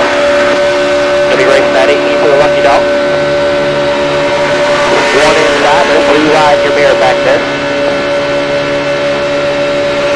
9's going to try to get to you there. He's got 2 back your lane, inside by himself. Still there.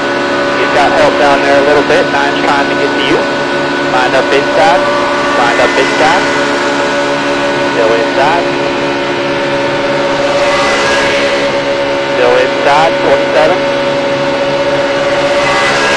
Still there. Clear behind him there if you need it there. 9's got a little bit of run in your lane there. Clear low if you want it. 16's 1 back.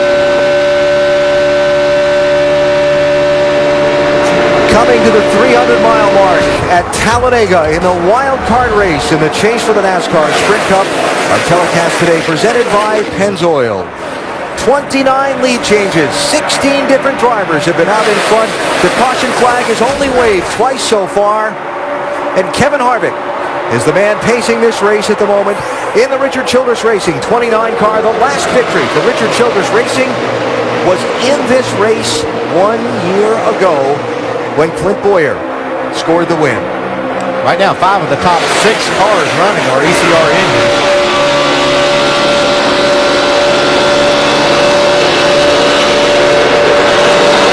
Kurt Busch thanking the crew after his last drive for Phoenix Racing and owner James Finch. Ends with him going from leading the race to a hiccup and out of fuel and being crashed on the back straightaway. Up on the inside, coming.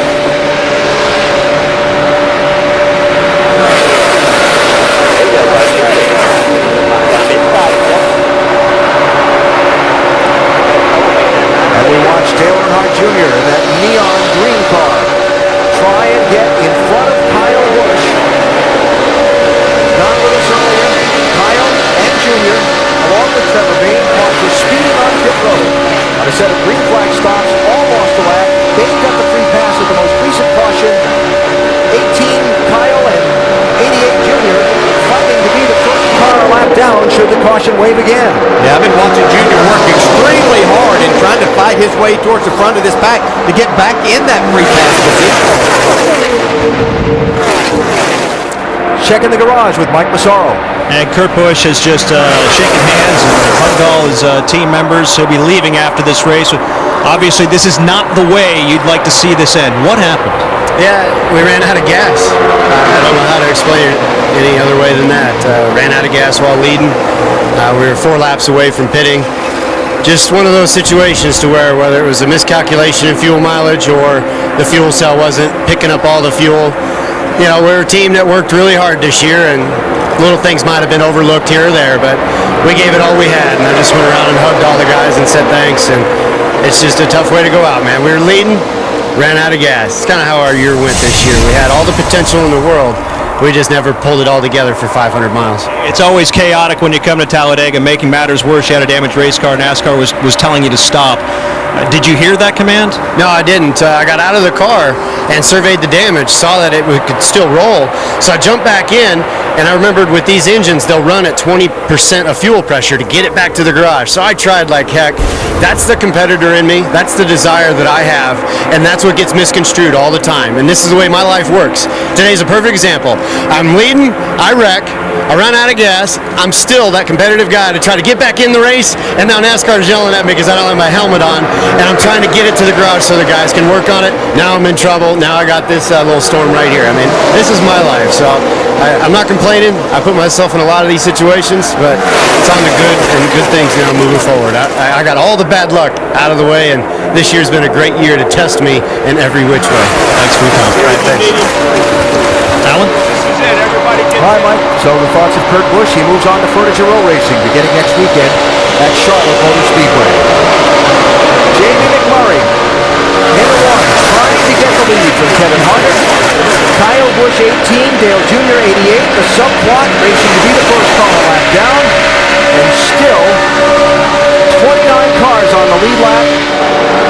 And even more than that in this lead pack. Yeah, and I think there's two drivers that are probably having to do a little more push and taking a chance overheating their engines. That's Dale Jr. You can see right up on the bumper of Jamie McMurray trying to get to the front, trying to get in that free-pass position. Is working right now. Kyle Busch has been doing a lot of pushing also. They're taking a chance, but it's a chance they have to take right now.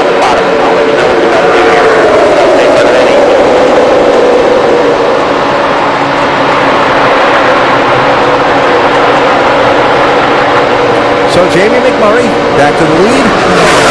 Dale Jr. back to the first car lap down. And as always at Talladega, the picture changes every lap. Long way to go. We go NASCAR nonstop, presented by Pennzoil.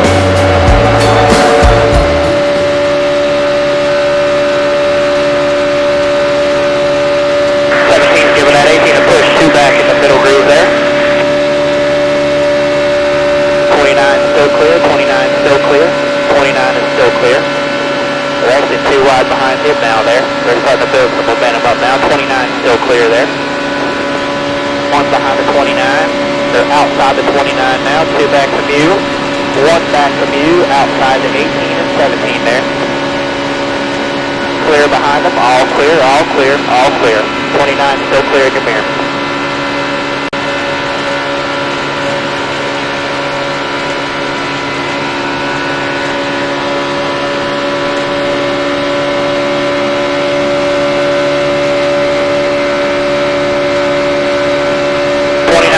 Clear with you on the bottom.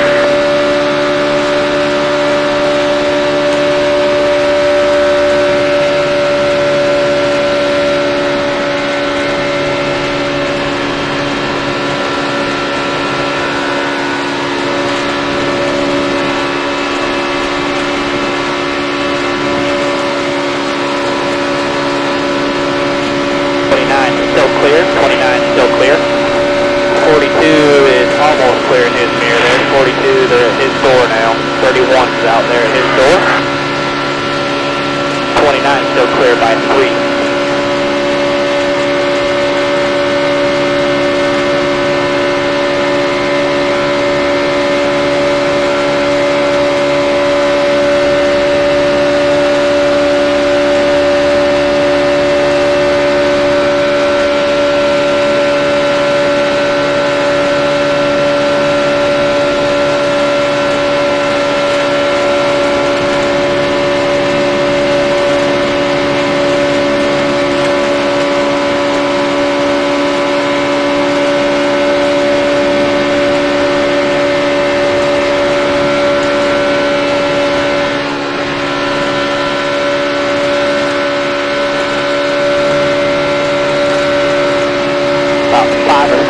Single file with you on the bottom now.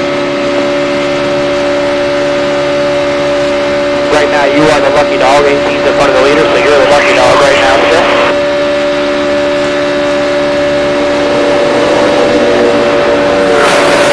Let's take an inside look and get unlimited access to the NASCAR Sprint Cup Series, brought to you by the NASCAR Sprint Cup mobile app and truly unlimited data on the Sprint network. Matt Kenseth out in front of this race. One of 31 lead changes, just happening to put that 17 back out in front. And Matt has led the most laps in today's race.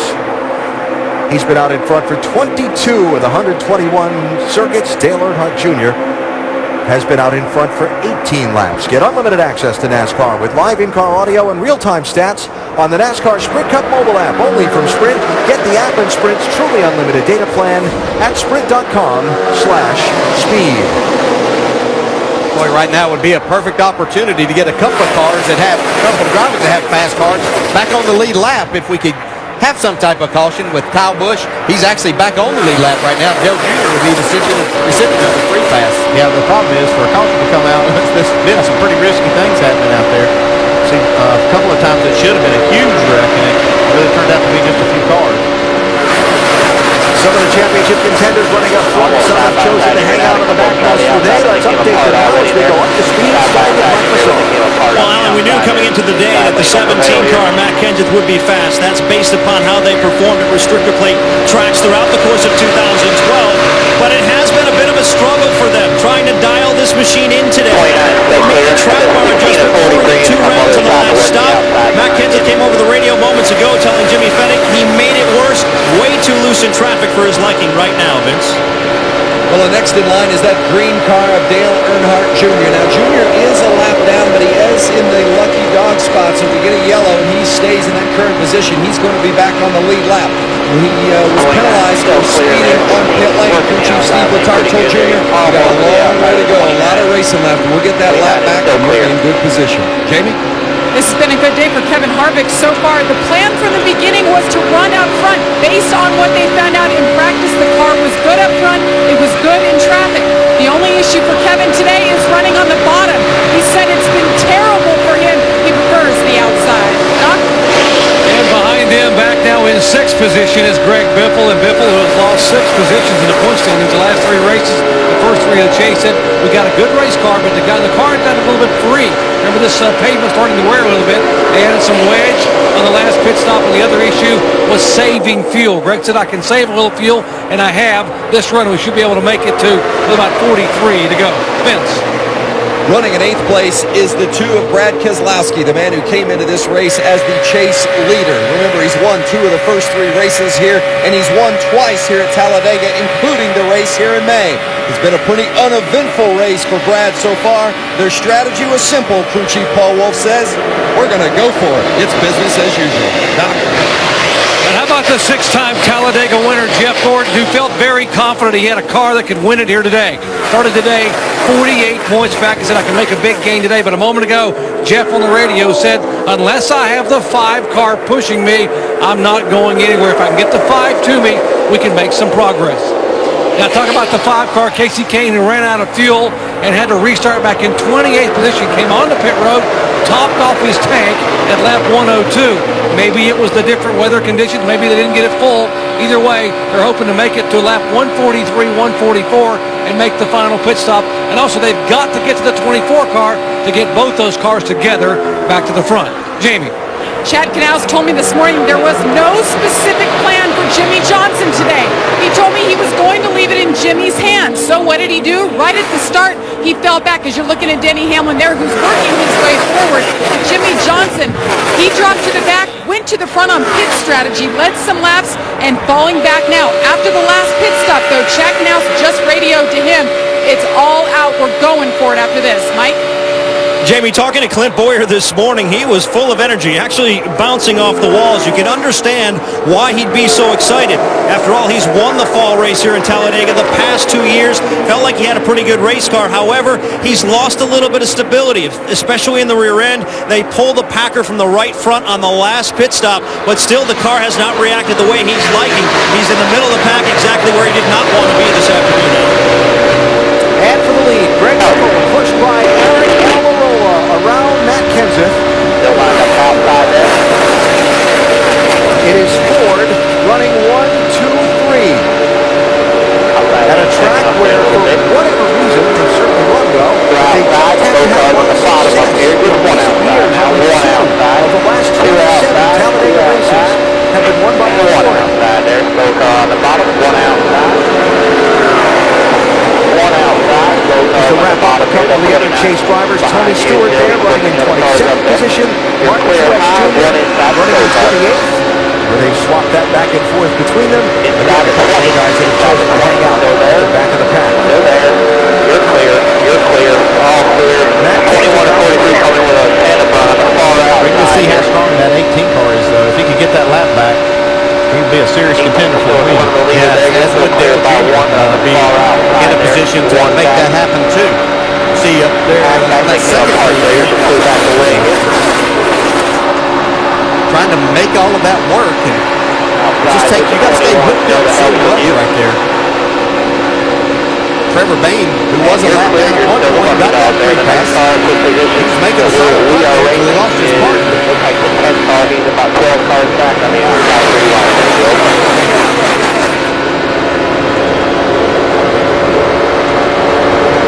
Jeff Gordon trying to hook up with Trevor Bayne in the draft and see if they can get back to the front. Second car in line, Matt Kenseth is the race leader, coming up to 350 miles at Talladega.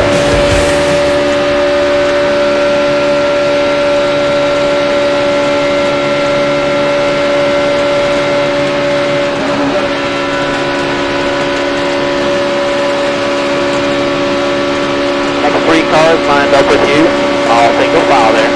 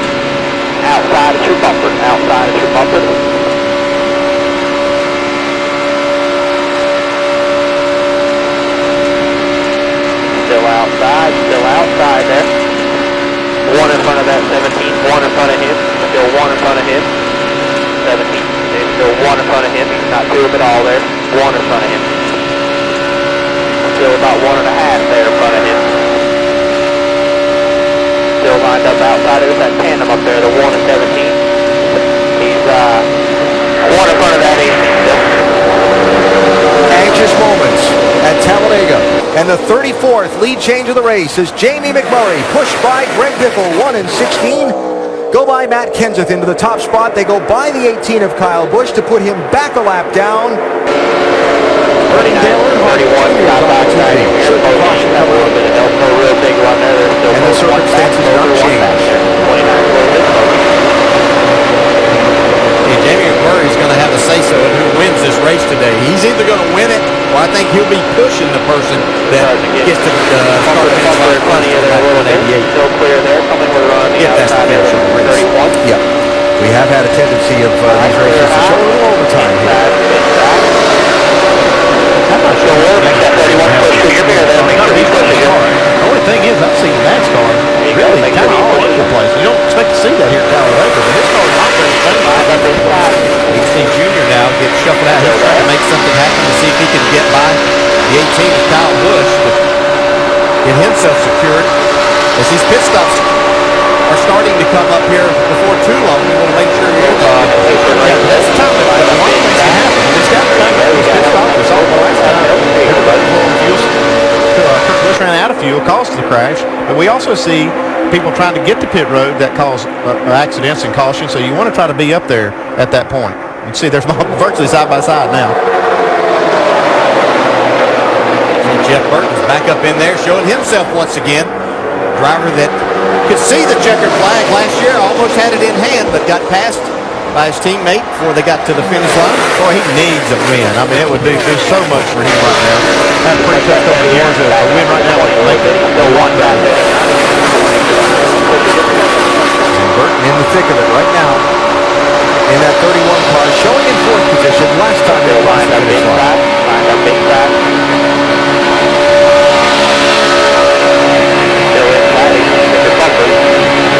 I know this looks all rather tame. It's just hard to describe to you how difficult it is inside these race cars for these drivers, because you have cars catching up, you have cars coming on your bumper, giving you a push, trying to keep these things going straight, not creating a bad situation, choosing the right line at the right time, who you want to be. There's a lot going on inside these cars for these drivers.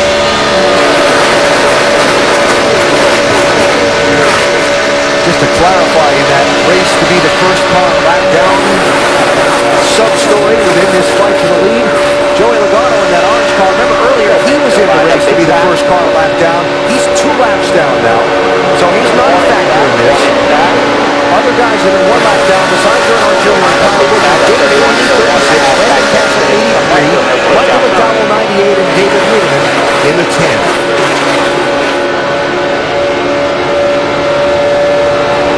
Matt Kenseth running in third, right behind his Roush Fenway teammate Greg Biffle. I feel like I'm going to wreck every lap here, Liz. Let's see if we can help you out. Yeah, he looks very, very unstable. That time there, through the tri-oval, almost every time you see him in the tri-oval on the bottom, his car is really twitchy. Outside lane, Dale Jr. pushed by Jeff Burton, but Burton can't clear Jamie McMurray for the race lead. The 1 car is getting the push on the bottom of the 16. Just watch that 1 car. They're not tandem, just make that 1 push you, make it push you. Next 3 cars clear with you on the bottom. Good job.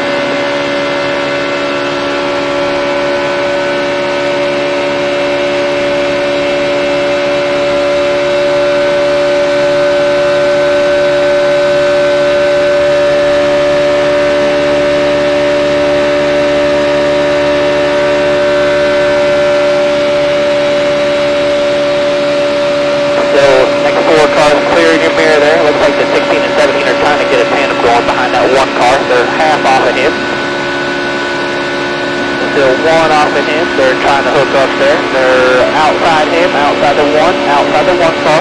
McMurray blocked him. The 1 car blocked him there. Connect the bottom.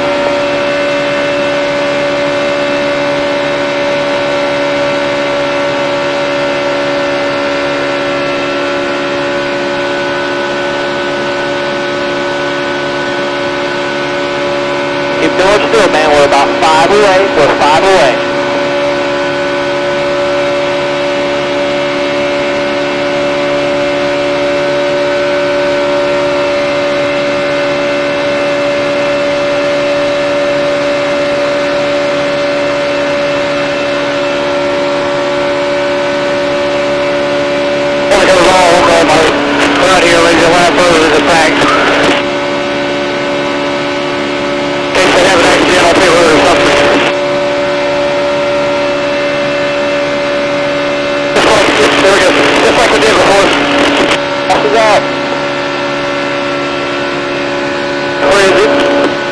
Debris on the backstretch. There's no wreck, just debris on the backstretch.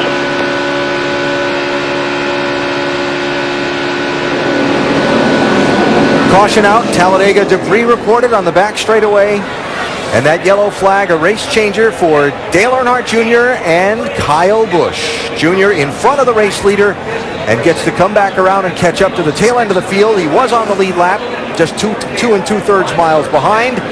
And Kyle Busch, the first car lap down, will get the free pass, and he'll get waved by the pace car in a minute. Well, both these drivers worked extremely hard to get this back. Look at Steve Letarte.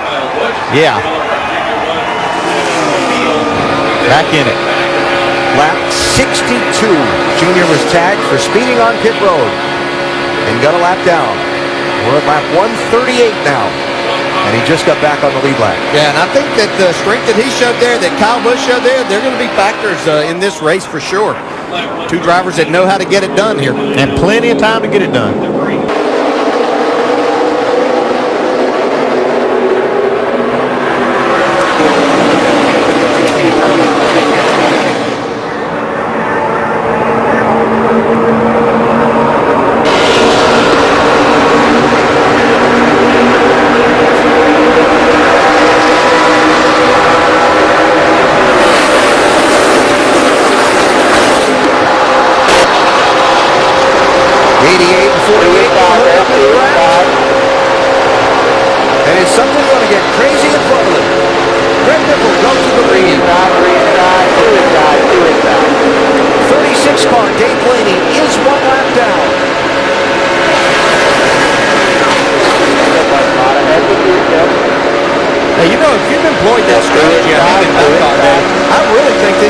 Too early. There's a lot of laps to go here right now. Yeah, it's way too early. If you're going to use that, because this is when the most risky part of the race is. It's right now when everybody else is starting to get antsy.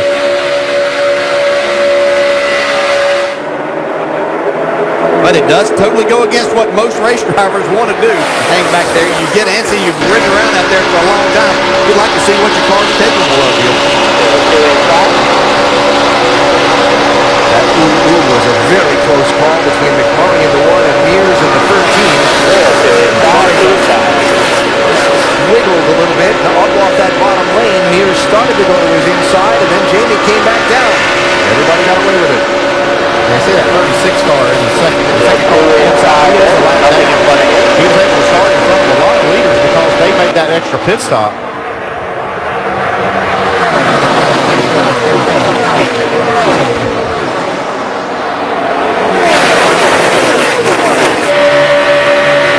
Keselowski.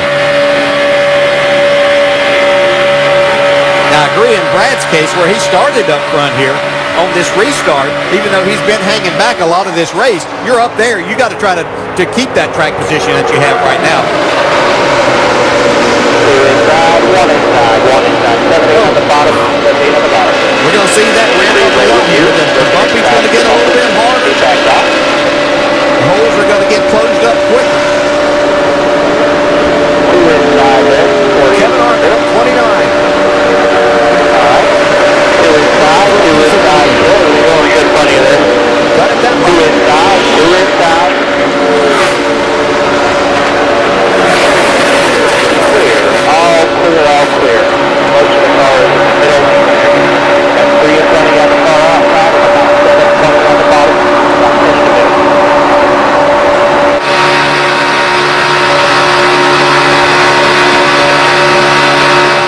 Tony Stewart, 13th last lap by. Yeah, this will be the first time we've really seen Smoke up in the mix all day long. He started with that strategy of hanging out at the back to avoid anything that may happen. Haven't really seen anything happen, but now it's time to go. Well, we haven't seen what he could do. I know that you picked him at the beginning of the show. He was your favorite to win this thing. And he hasn't really shown us anything, but I don't think it was time for him. Like you said, it's not time for you to go yet, right? No, it still wouldn't be time for me to go, but there again, it's... Oh, no, trouble there. Contact. Wow, they got away with it. Boy, they separated in a hurry. You can see how all that was happening right in front of Tony Stewart. Joey Logano being lapped by the leaders. But it looked like the trouble was around the 43 car of Aric Almirola there with some contact between cars. Greg Biffle back to the lead.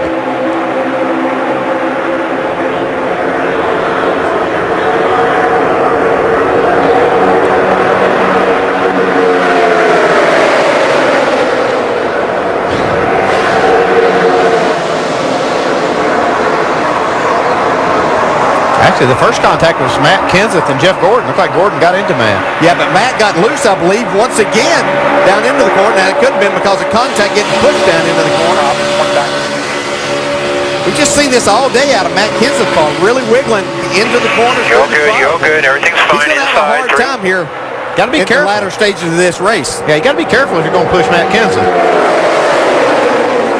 didn't have a big margin there.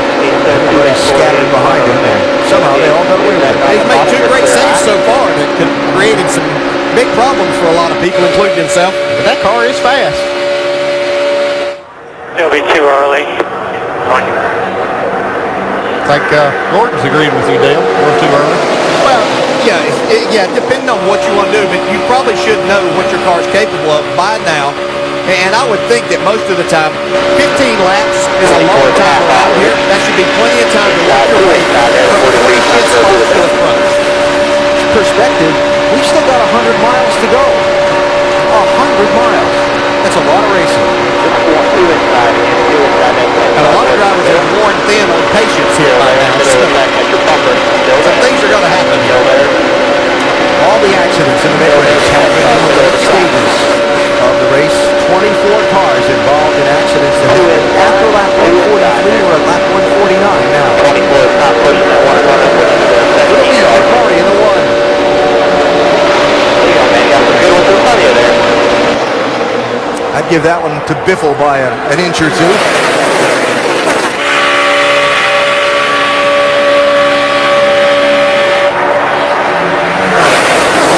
You have to wonder after Kyle Busch had to pit last week and staying out this last time after getting that free pass, might be saying that he can't make it on fuel.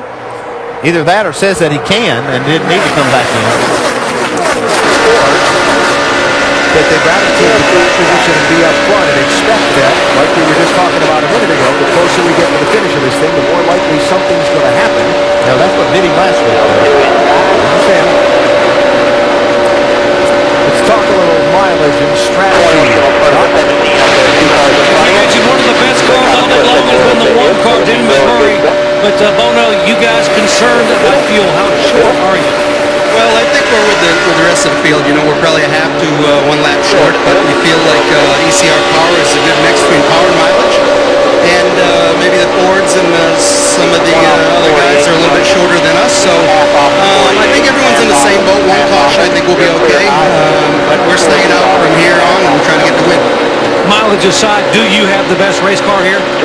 Well, I think we have a really good race car. Very equal today. It looks like, we've been up front all day, so I'd say we have a pretty good Bass Pro Chevy. A lot of concerns here, maybe half a lap shy on the one for Dylan. Hey, Doc. McMurray going to lead that lap by half a hood. Yeah, he's got a equal race car and an excellent driver at these tracks, so that's pretty good. Boy, he needs a good finish. Look at that. Last top 5 finish was Bristol last year. 3 of McMurray's 6 wins coming at either Daytona or Talladega in the drafting races. He's in the hunt today, led the second most laps in this race so far. We still have 31 cars on the lead lap and just less than 100 miles to go. How's it all going to turn out? Google NASCAR Nonstop presented by Penfold.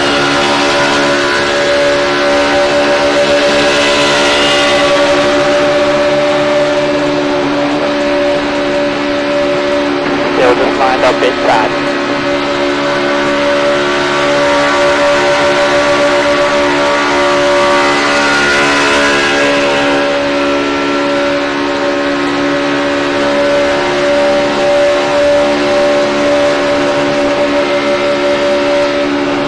Inside the 17 there, still inside.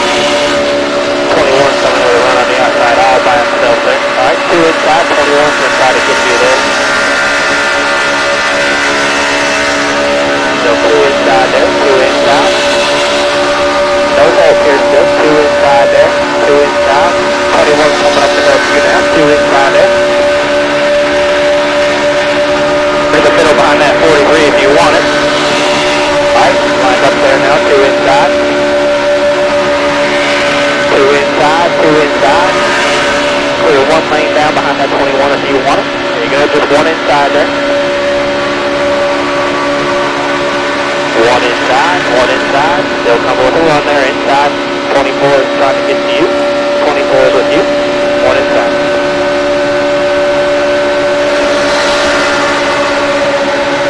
Two inside there.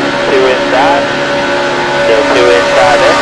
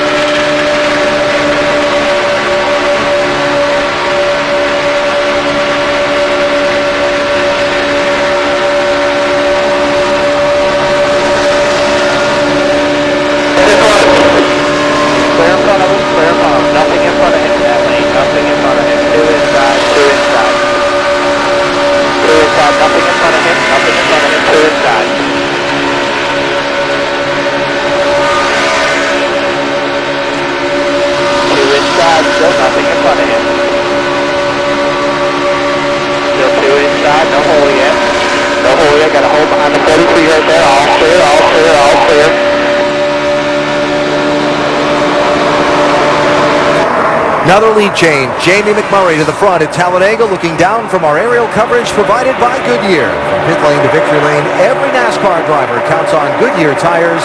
Goodyear, the official tire of NASCAR. One in front of him. You're clear. Coming around the bottom. 32 laps to go. Sam 500 at Talladega. Two inside. A race that's featured 43 lead changes. Just 3 cautions. And is getting tense as we close in on the finish. There you go. Two inside.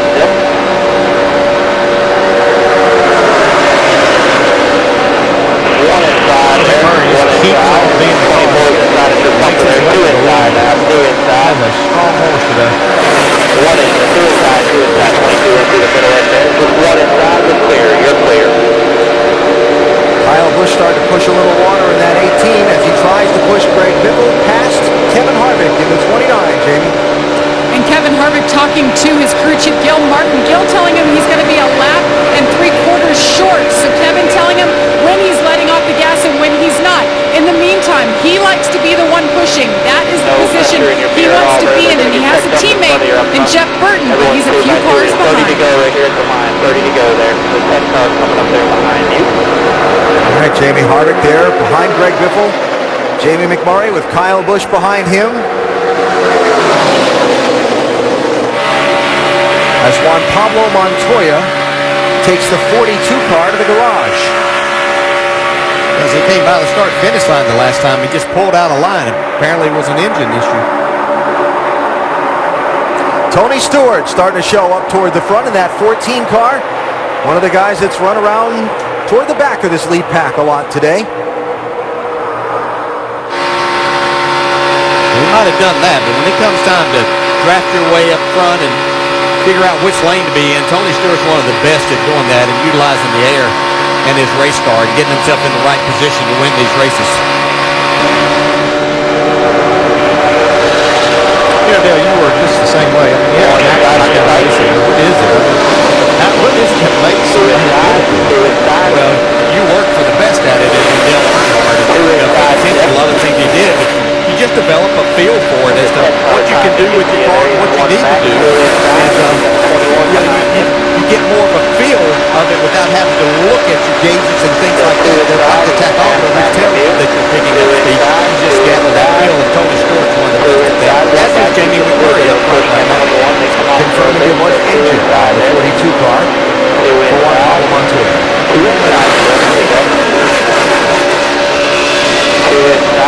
Dale Jr. trying to make that outside lane go forward.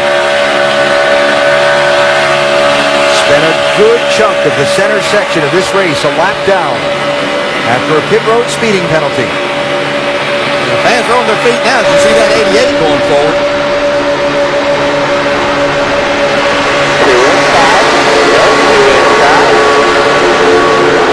And another lap side by side. The race lead, Biffle and McMurray. Still one back from you.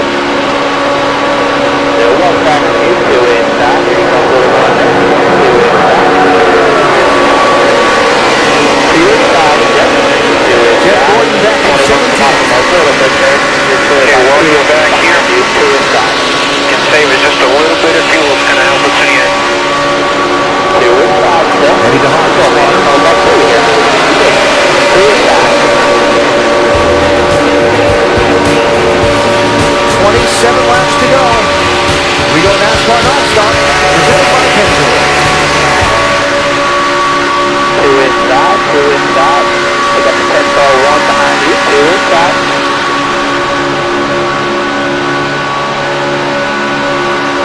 Two inside. Two inside. So one off you in your mirror. Two inside.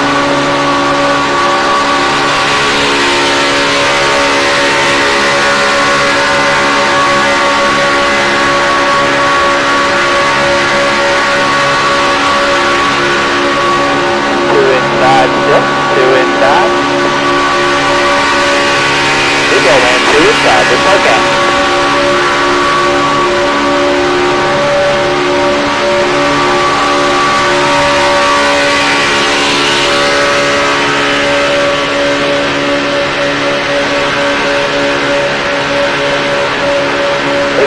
2 inside still, and 10 still about half off you. 2 inside, 2 inside, right 4 wide, 2 inside, 1 outside, clear high, 2 inside, 2 inside, 2 inside. There you go, man. I'm glad you're doing that thing. You're hanging out there. Good job. 2 inside.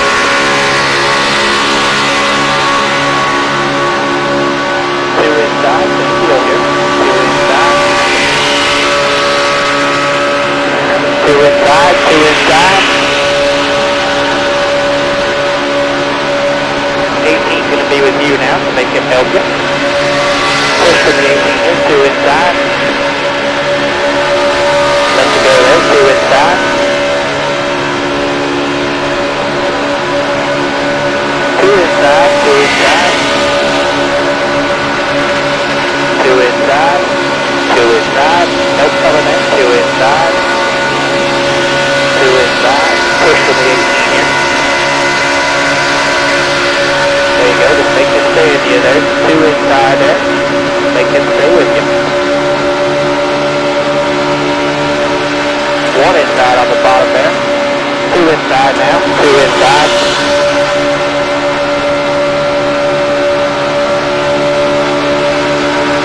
2 inside.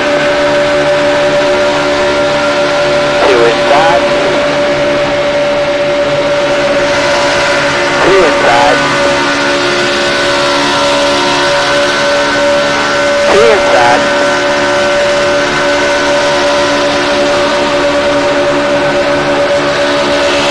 2 inside.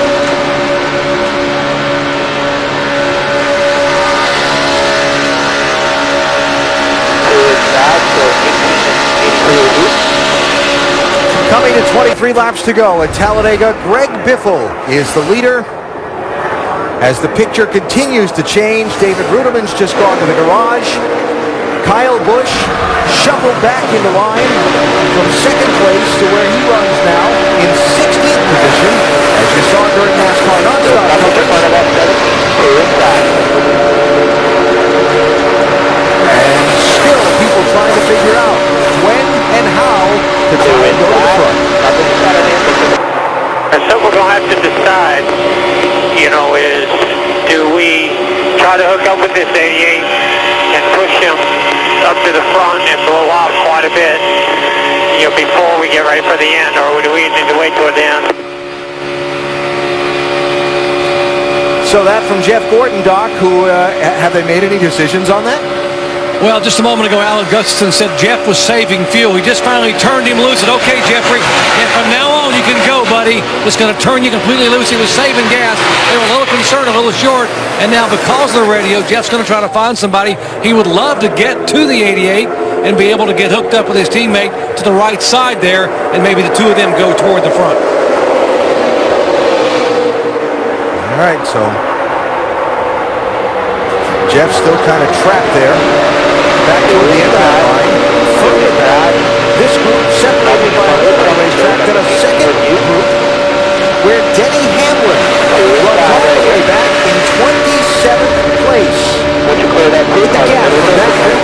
Then Hamlin's back in the second group, Jimmie. It's interesting to see how many drivers like Jimmie Johnson have gone from the back and they're moving their way forward. You guys haven't budged. What's your plan, Darren? We're in the back there saving some fuel still a little bit. We're a couple laps short, but going to kind of still wait for that big one to happen. If not, we're going to be ready to go there at the end. They've already made a couple runs up to the front. Denny saw how fast he was and how much speed he had, especially they're working with the 5, so going to hold her on for a little while. All right, Kasey Kahne's team was down here. They're talking. They're making a deal for the end, Alan. Okay, Jamie, thanks. Lead change. Jamie McMurray back to the front. Well, like we said that a lot today. Yes, we have. 45 lead changes in this race. About to be 46.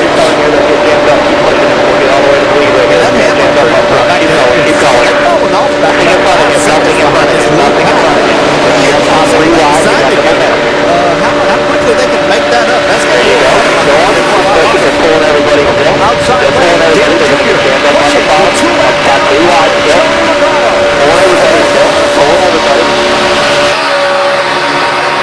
Junior decided he couldn't depend on somebody else to push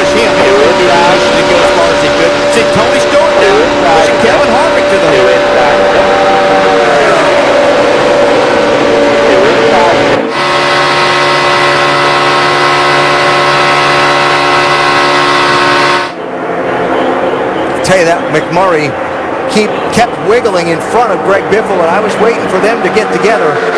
Now Biffle's gotten to his inside, as they have had a couple of close calls. The junior had to shuffle back in lane. We're inside 20 to go, and I'm sure the intensity level is coming up in the cockpit of these cars. 50 miles to go. Jeff Gordon. I know what's screwing this up.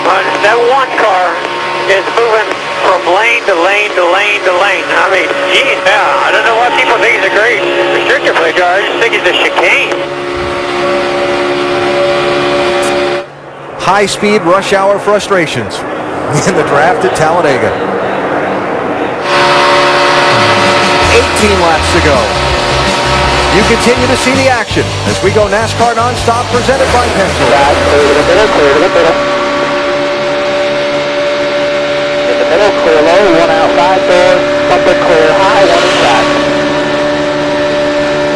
Up into 17 to go. All clear, side by side to mirror the 2 of the 22.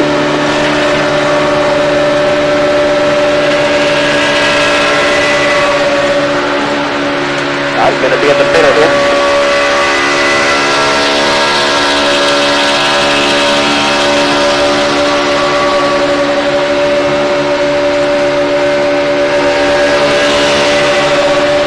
Still in the middle there, still in the middle.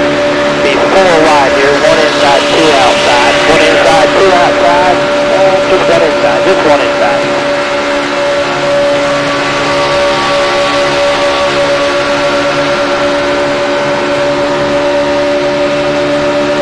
One inside still, just 1 inside.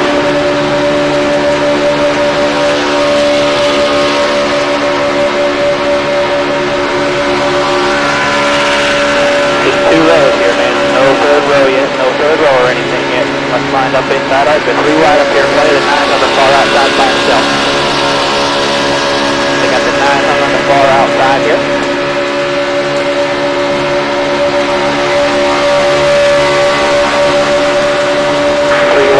Back to 2 wide there, just 1 inside.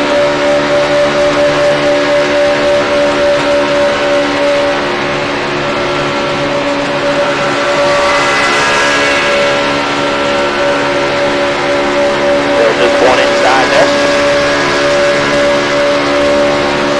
Alright, we got the next victim on the far outside there. In the middle, clear high, 1 inside.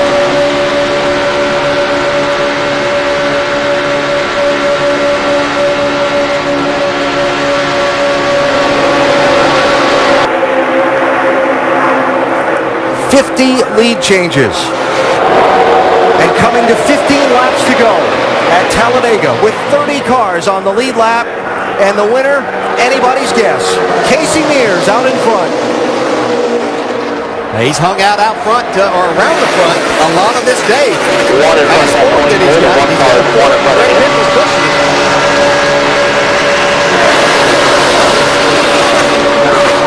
Some of the guys that have been out toward the back all day starting to push their way toward the front. Jimmie Johnson, Clint Bowyer, 48 and 15. Tony Stewart, 14. Well, it is time to go now. You can't lay back anymore. You can't hang back. The only way you'd be hanging back right now is if you can't make it on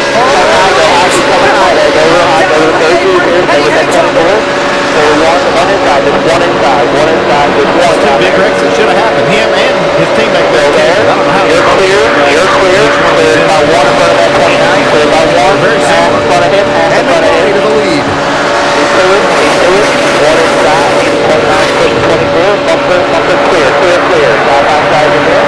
The 2's clear. The 2's clear with you. You don't see a car get turned sideways toward the end like that. Clear on the high, on the high. Very many times. We've seen it twice. You see a lot of pushing and shoving going on right now. Still half back. Okay, we're inside 15 laps to go. We see about 15 cars. Bowyer, he's starting to make his way up through there. You're going to see a lot of big players at the front. 2, 15 all lined up with you. The 24 has bumper in front of him. He's clear by 3 in front of him. 1 in front of him. He's coming. Keep coming. Back up this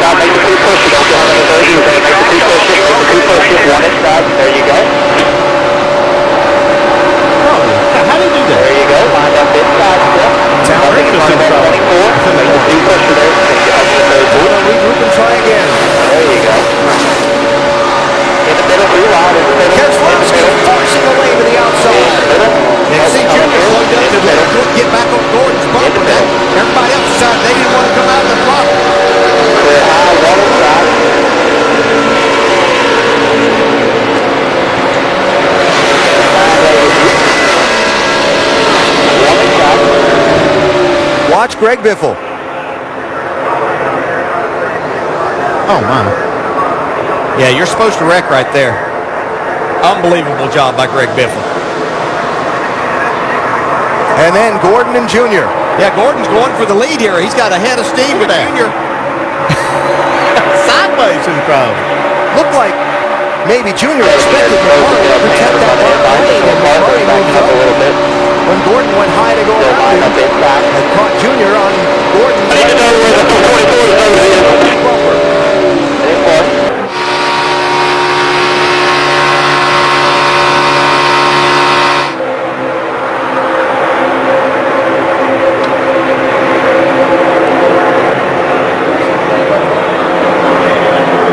Couple of slower cars. The leaders will come up on to overtake right here. 30 car David Stremme, and ahead the 23 car of Robert Richardson. Stremme to the apron to give way. Boy, there's a lot of pushing going on right here. Hey, that group of Hamlin and Truex and Kahne back there, they're not really doing anything on this one. Right with him again. Right with him again. Nose to tail here again. Nose to tail again. There's Truex heading up that second pack way back there.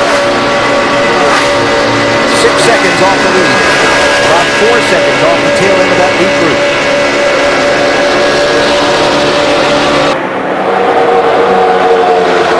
Coming to 10 laps to go. There's Jimmie Johnson. You know, we haven't figured inside that we're going to run out of fuel on the last lap between turn 4 and turn 1. A lot of other people are going to be running out as well, so we have to be cognizant of that. Yeah, I think that's the big unknown right here. How many cars can go, and where are they going to be in this group? Going to cause another big wreck when we run out of fuel? Yeah, so you're trying to position yourself here, stay wide open in the gas, and oh yeah, somebody might run out of gas right in front of you, and you have to be ready to get by them somehow, some way.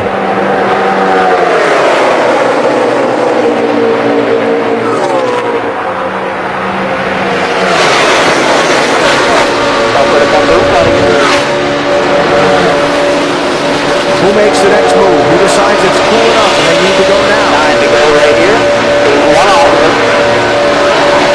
As the leader, Jamie McMurray, he's 9 laps ahead. I'll put it up in front of you again. And they have told Jamie we are close. I don't think I have not heard them tell him what they told us, is that they're about a half to 3/4 of a lap short. Chip Ganassi watching left side of your screen. It has been an abysmal year for this team. They have not had a top 20 finish since Pocono in June. How big would this be? But yet they may be a half a lap shy on fuel.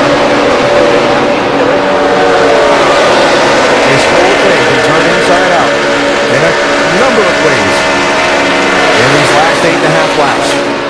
Yeah, and who in that pack may possibly miss it even more than they thought and then run out even before they created a much worse situation. Yeah, we saw Kasey Kahne ran out a few laps sooner than he thought he was going to earlier. I think you'll see that within about 5 laps to go. I'm on my toes for that. Still not much you can do to defend against it. You just have to go.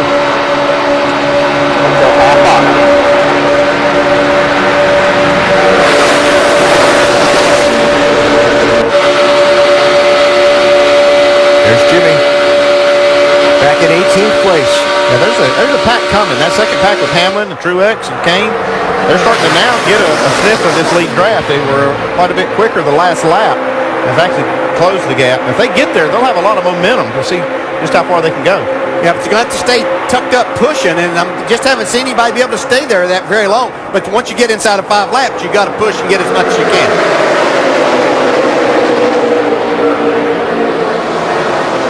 David Stremme just off the pit lane in the 30. Again, staying to the apron. Letting the leaders come by. Clint Bowyer in the 15. Matt Kenseth in the 17. Looks like it's time to push. McMurray to the inside with Kevin Harvick behind him.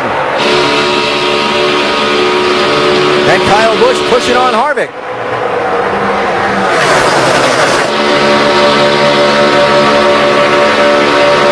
Look at those cars move around at those speeds. That right there is how you make the most speed. You're literally pushing. You've got a lot of horsepower working together and making that happen. How long can your engine withstand that? Clint Bowyer's made this work to perfection so far as he goes to the lead. Hanging back strategy all the way to the front. 6 to go.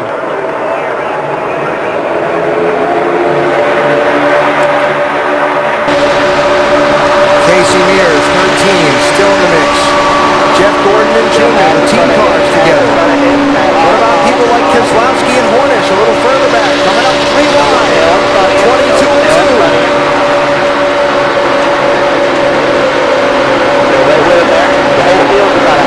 Remember that Clint Bowyer is the winner of this race the last 2 straight years. Well, about Bowyer not letting Kenseth be the man pushing him. That's the fastest, one of the fastest cars out there.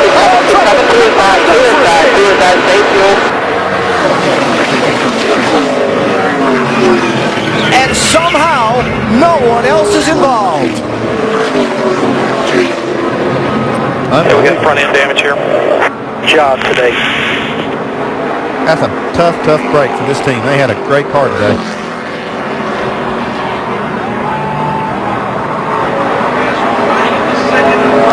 Caution is out with 5 laps to go. Jamie, come around.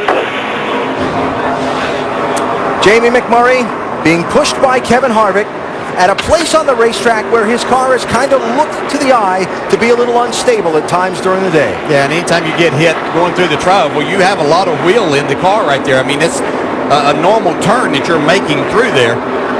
Any contact, as you can see, and wow. Yeah, McDowell just barely missed him. 2 laps to settle it if we don't see the yellow flag in the first of those 2 laps. 29 cars on the lead lap. Clint Bowyer, Matt Kenseth bring the field to the restart.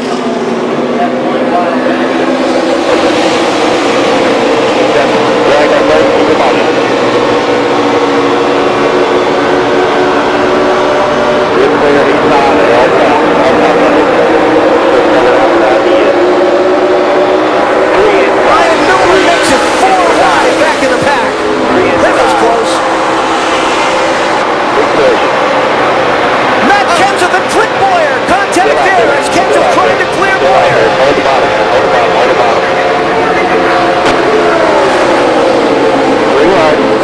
Kasey Kahne trying to push his way through, and it's Tony Stewart on the outside lane with Sam Hornish behind him. Yeah, Matt Kenseth sitting up right here. They could be coming at him on both sides. Outside. Flag, you're clear. Stewart to the lead at the white flag. We're on the last lap. Middle lane with Matt the fast, but he's got 29. With Matt the fast, but he's got 29. All clear. Also, Matt by himself broke off 3 wide behind. 4 wide side. 4 deep behind Stewart and Kenseth. Now Kevin Harvick's got some momentum coming towards the front here. Michael Waltrip in the 55. Into the picture. Pushed by Kasey Mears. Kenseth with Harvick behind him. Oh, there's contact. Stewart into the middle of passing over. Down the gas again. Push him down. Back it, boy. And a huge wreck to end this race. Matt Kenseth is going to get to the finish line first. Is everybody okay? And one of the championship drivers got through. Which ones didn't? Come on, dig it, brother. You can do it. Bring a bitch home. Come on, pass it off. I'm in front of you. Keep coming. NASCAR will check the video to see who was out in front at the moment of caution. They have just called confirmation that Matt Kenseth is the winner of this race. I don't know. I mean, so many cars involved in the accident.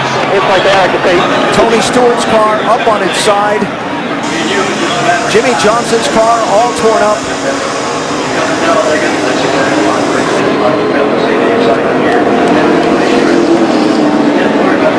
And it's going to take a bit to sort out the actual finish of this one as Stewart climbs in his car.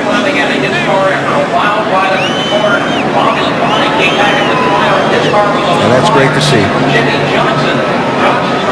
Bobby Labonte the inside.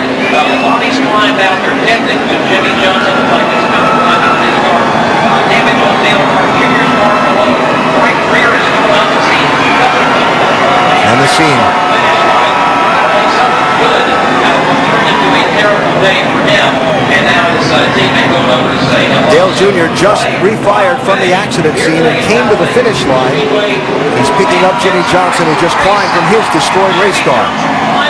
Yeah, Jr. just trying to complete the last lap. He came off pit road, crossed the line, and he saw Jimmie standing there. We'll be right back.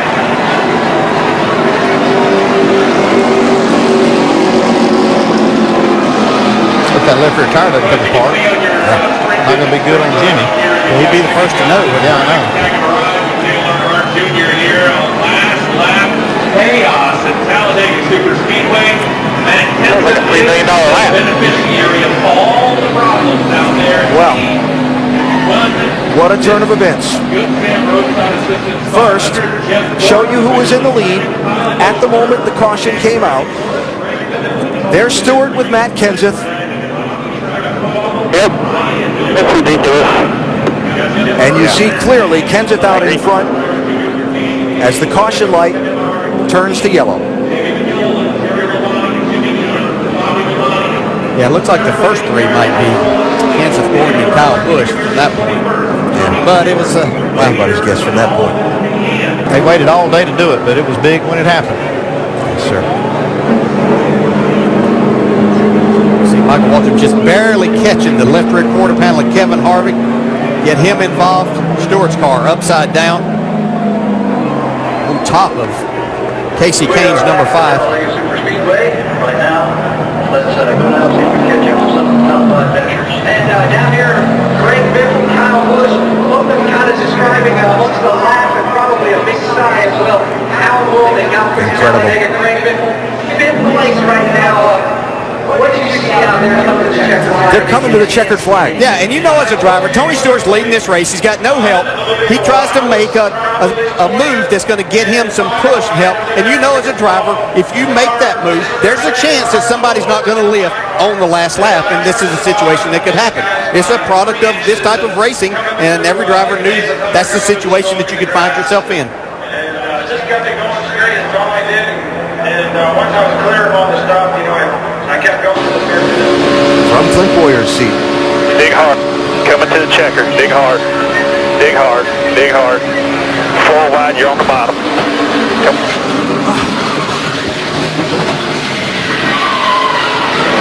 Get it right if you can get it. Get it right if you can get it.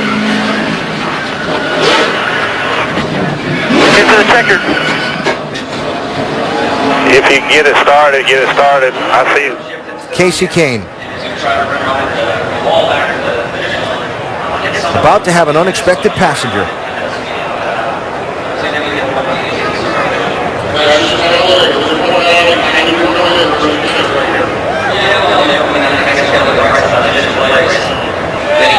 The scene after the chaotic finish at Talladega as we go to Victory Lane, presented by Tire Rack. He's in 6th. Tony Stewart dropped 2 spots. He was 7th. Martin Truex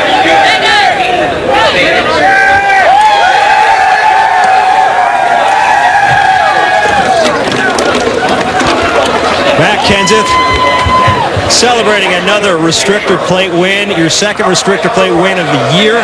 Talked to your crew chief this morning, Jimmy Fennig. He said the car was a little bit slow. Didn't look that way out there.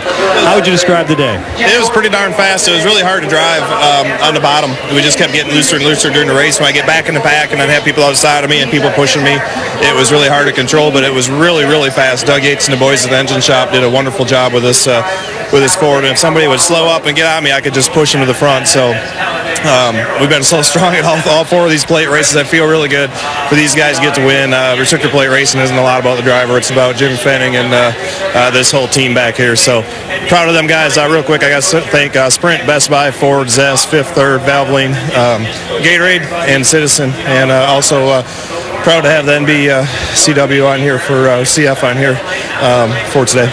What a wild finish. I don't know how much you could see, but what can you tell us about what was transpiring around you and behind you on that final lap? Yeah, you know, I seen first of all, I got out there way too far. You know, I don't know if I thought I had Clint cleared, and I thought I got in front of him, and we barely touched, and I must not have quite been clear, and that slowed everybody down, and I got way out there, which I knew wasn't good. But they all got slowed down, so they were coming 3 wide, so I just lined up to the middle and saw Kevin, and he stayed lined up on me real good, gave me a push, and then it was still going to be a drag race to finish. I'm not sure how Tony got turned around, so I didn't see a lot after that. Congratulations. Thanks. Feels good for these guys. Just proud to get another one of these guys. Didn't know if we get another one before the year is out, so just proud of that whole group. Matt Kenseth back in victory lane. That'll certainly take away a little bit of the sting of the slow chase start. Jamie? This copyrighted telecast may not be reproduced, retransmitted, or used in any form without the authorized written consent of NASCAR Broadcasting. NASCAR would like to thank all of our loyal fans for your continued support, and we hope you enjoyed today's broadcast.